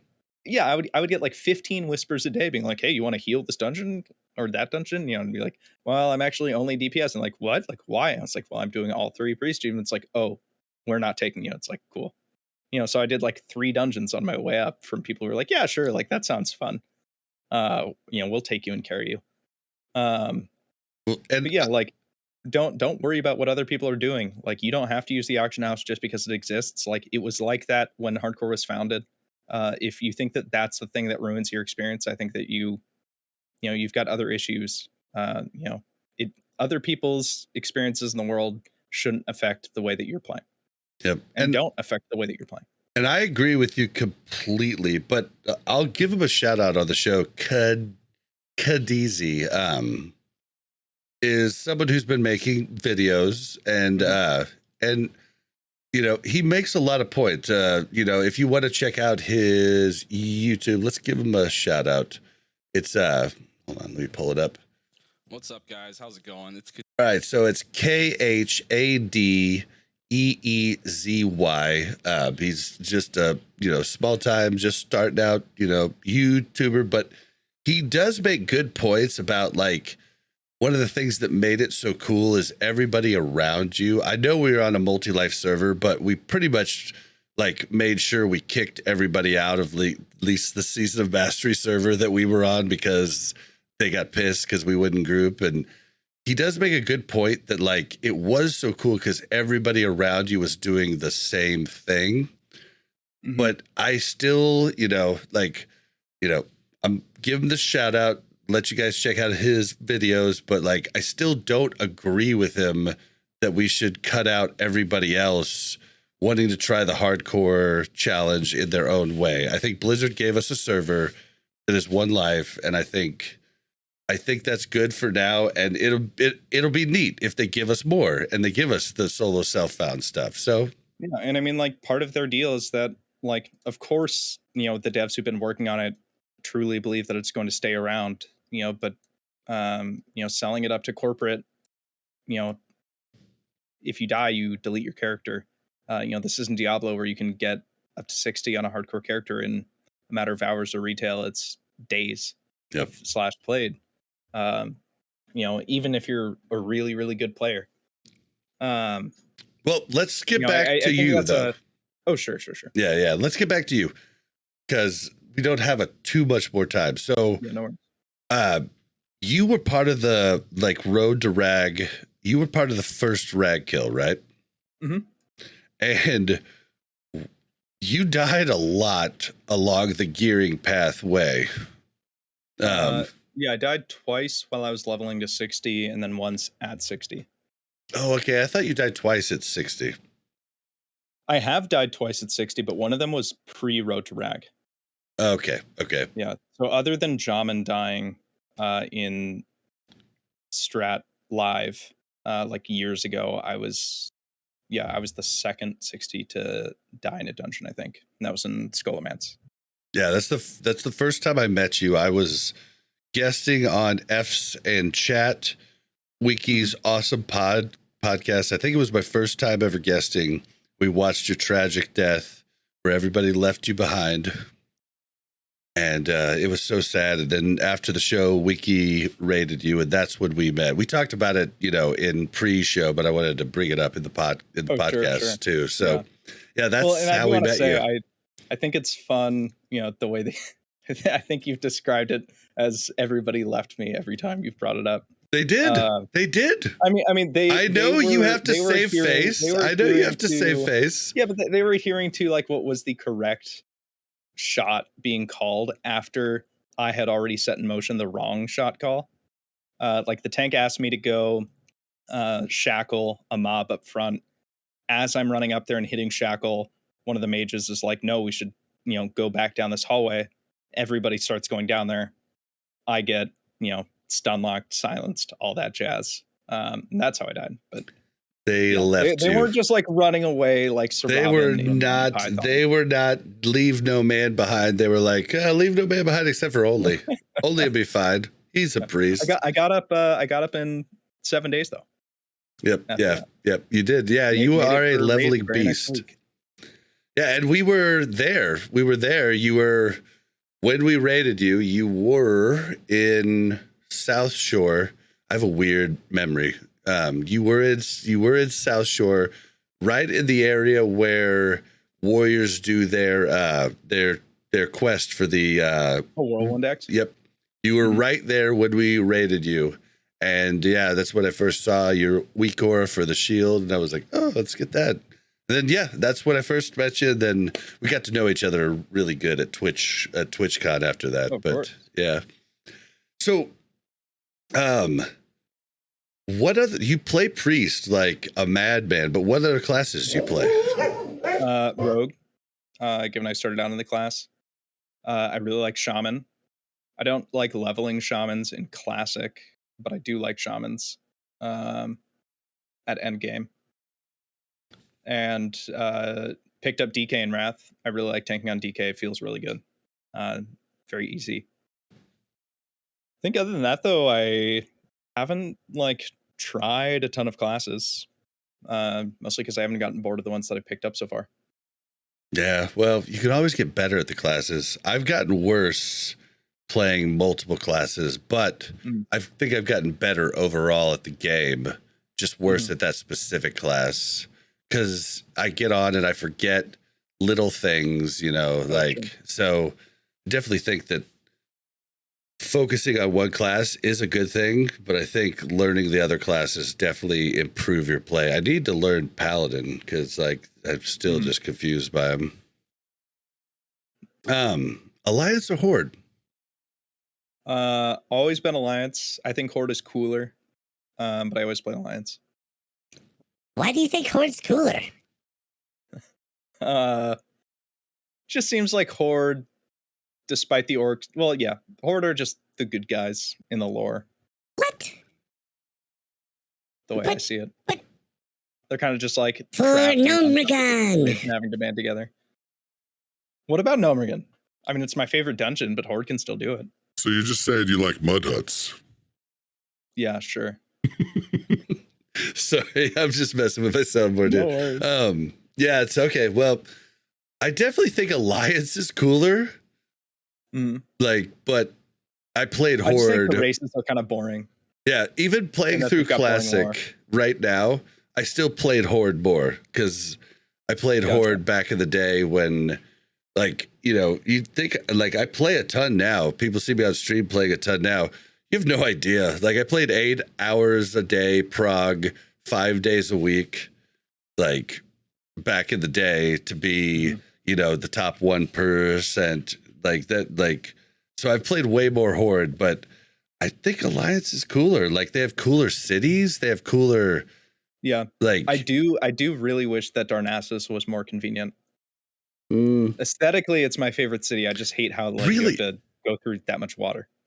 I think I hate Night Elf- Darnassus. Night Elf That's my are least favorite. That's your favorite? Really?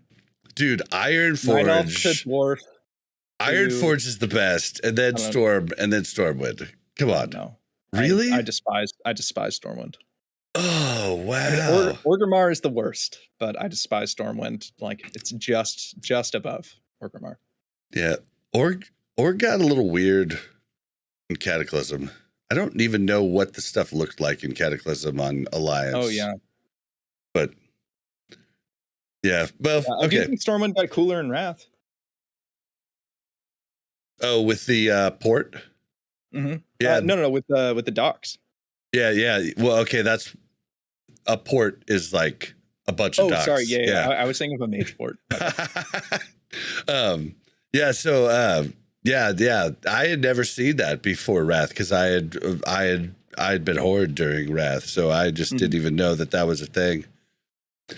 Well, all right. Well, let's get to because you said you've stopped kind of streaming, but like, let's just talk about your stream before we leave. Like, Sure. are you planning to keep that up? Like, I hope that you're going to stream while you and Crix are going, because like that'd be crazy not to. I might just be on Crix's camera for it, but I might stream on my own as well. We haven't quite decided. You can do both.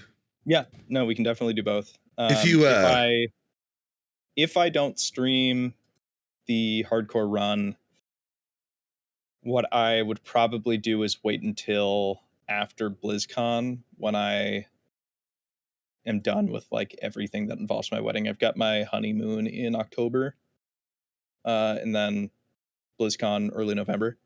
But after that would probably be the time that I would pick it back up, like seriously. So it's something I wanted to do with Mel, and she refuses to do it. Like, have both pictures up on both streams. And you could do that with you and Crix, where you're on the left, Crix is on the right, like both your faces, and you could do it on yours too. You just both go OBS camera, and then you both open up Discord using the OBS camera, and then you can use you can capture like Crix, and Crix can capture you, and then you guys can just put each other in like the stream On and our like frames. Yeah. Dude, those are the coolest streams because you get to see everybody's reactions. Like, no, I do really like those. That's true. So I mean, like, but you should definitely stream during, like, just to get more follows for if you do start streaming after, like, you just have more people that see you pop up, right? Oh sure.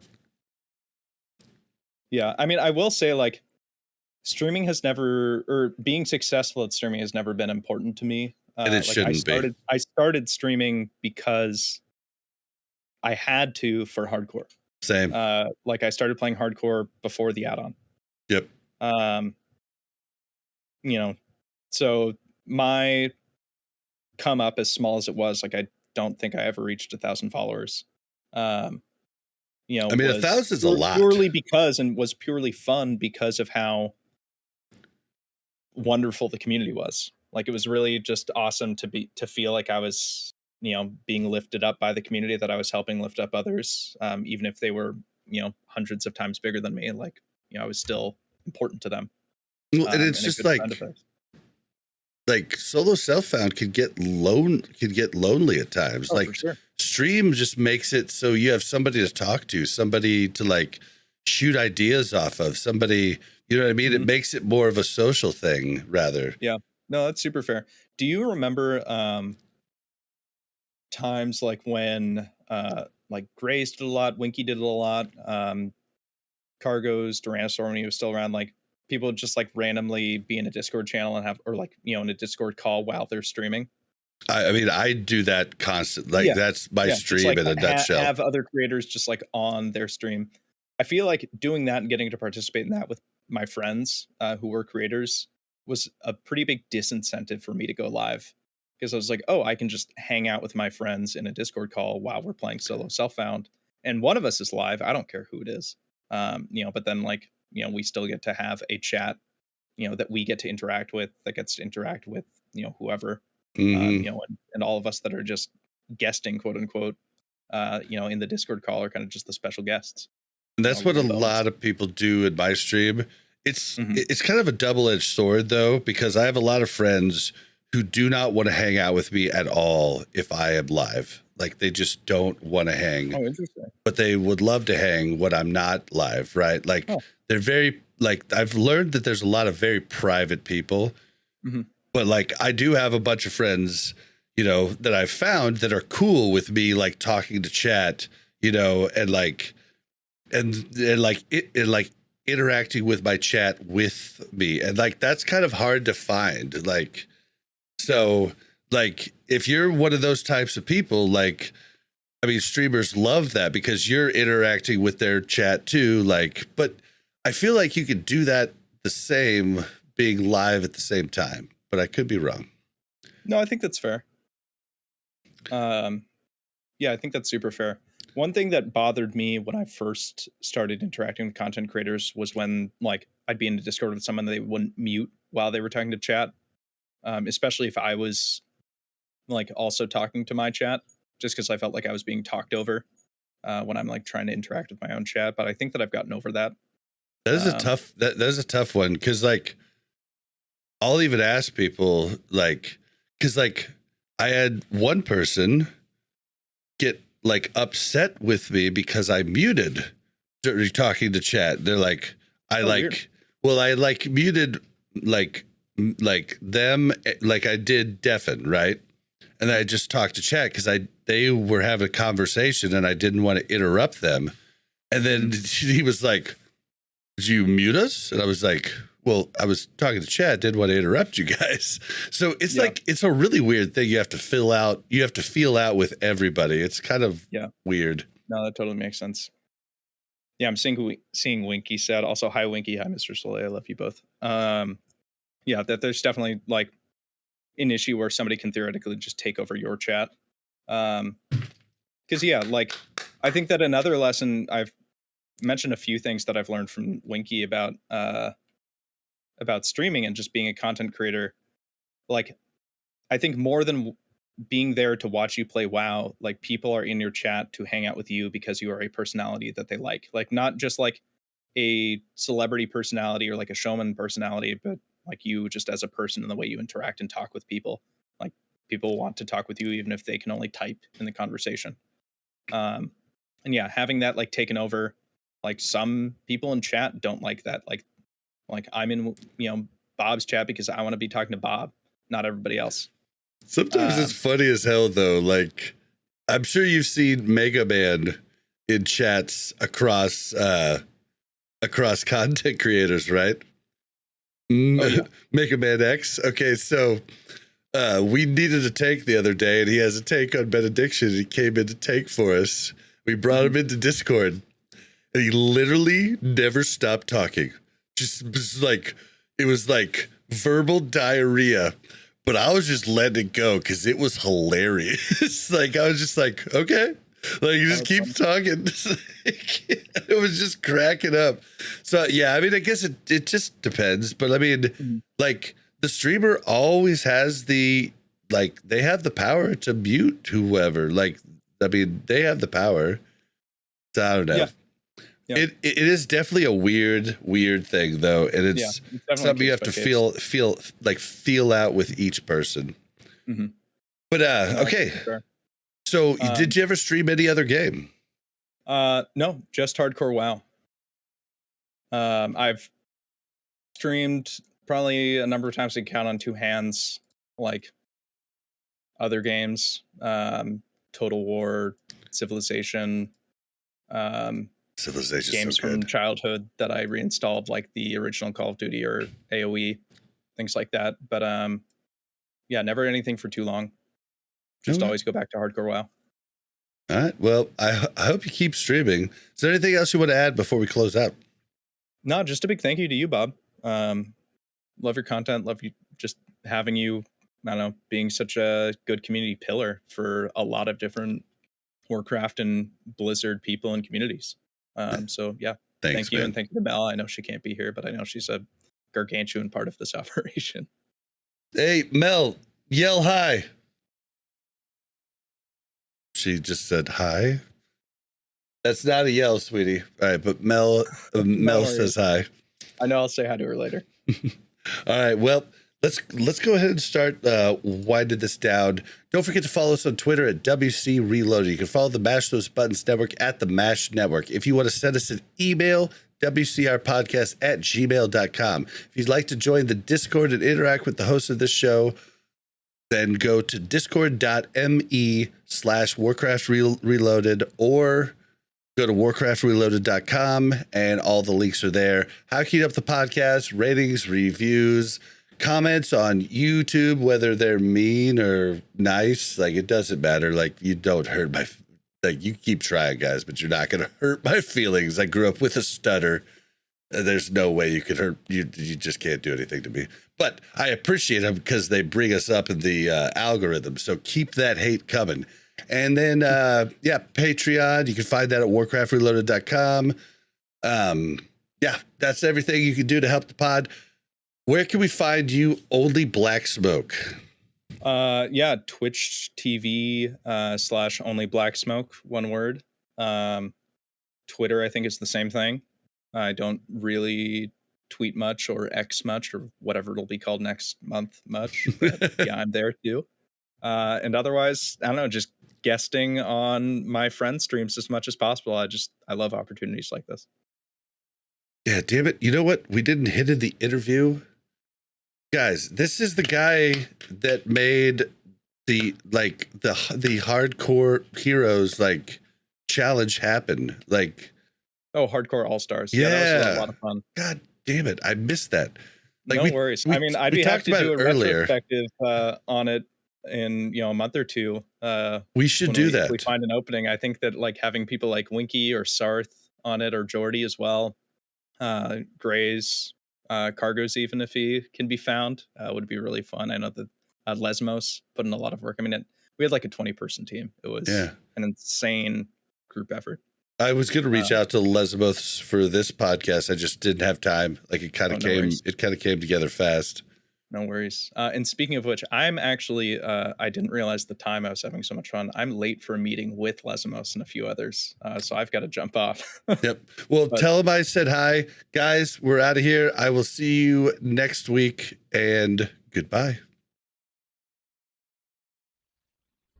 Thank you very much for checking out Warcraft Reloaded podcast. Make sure to like and subscribe and hit that bell so you don't miss any future content.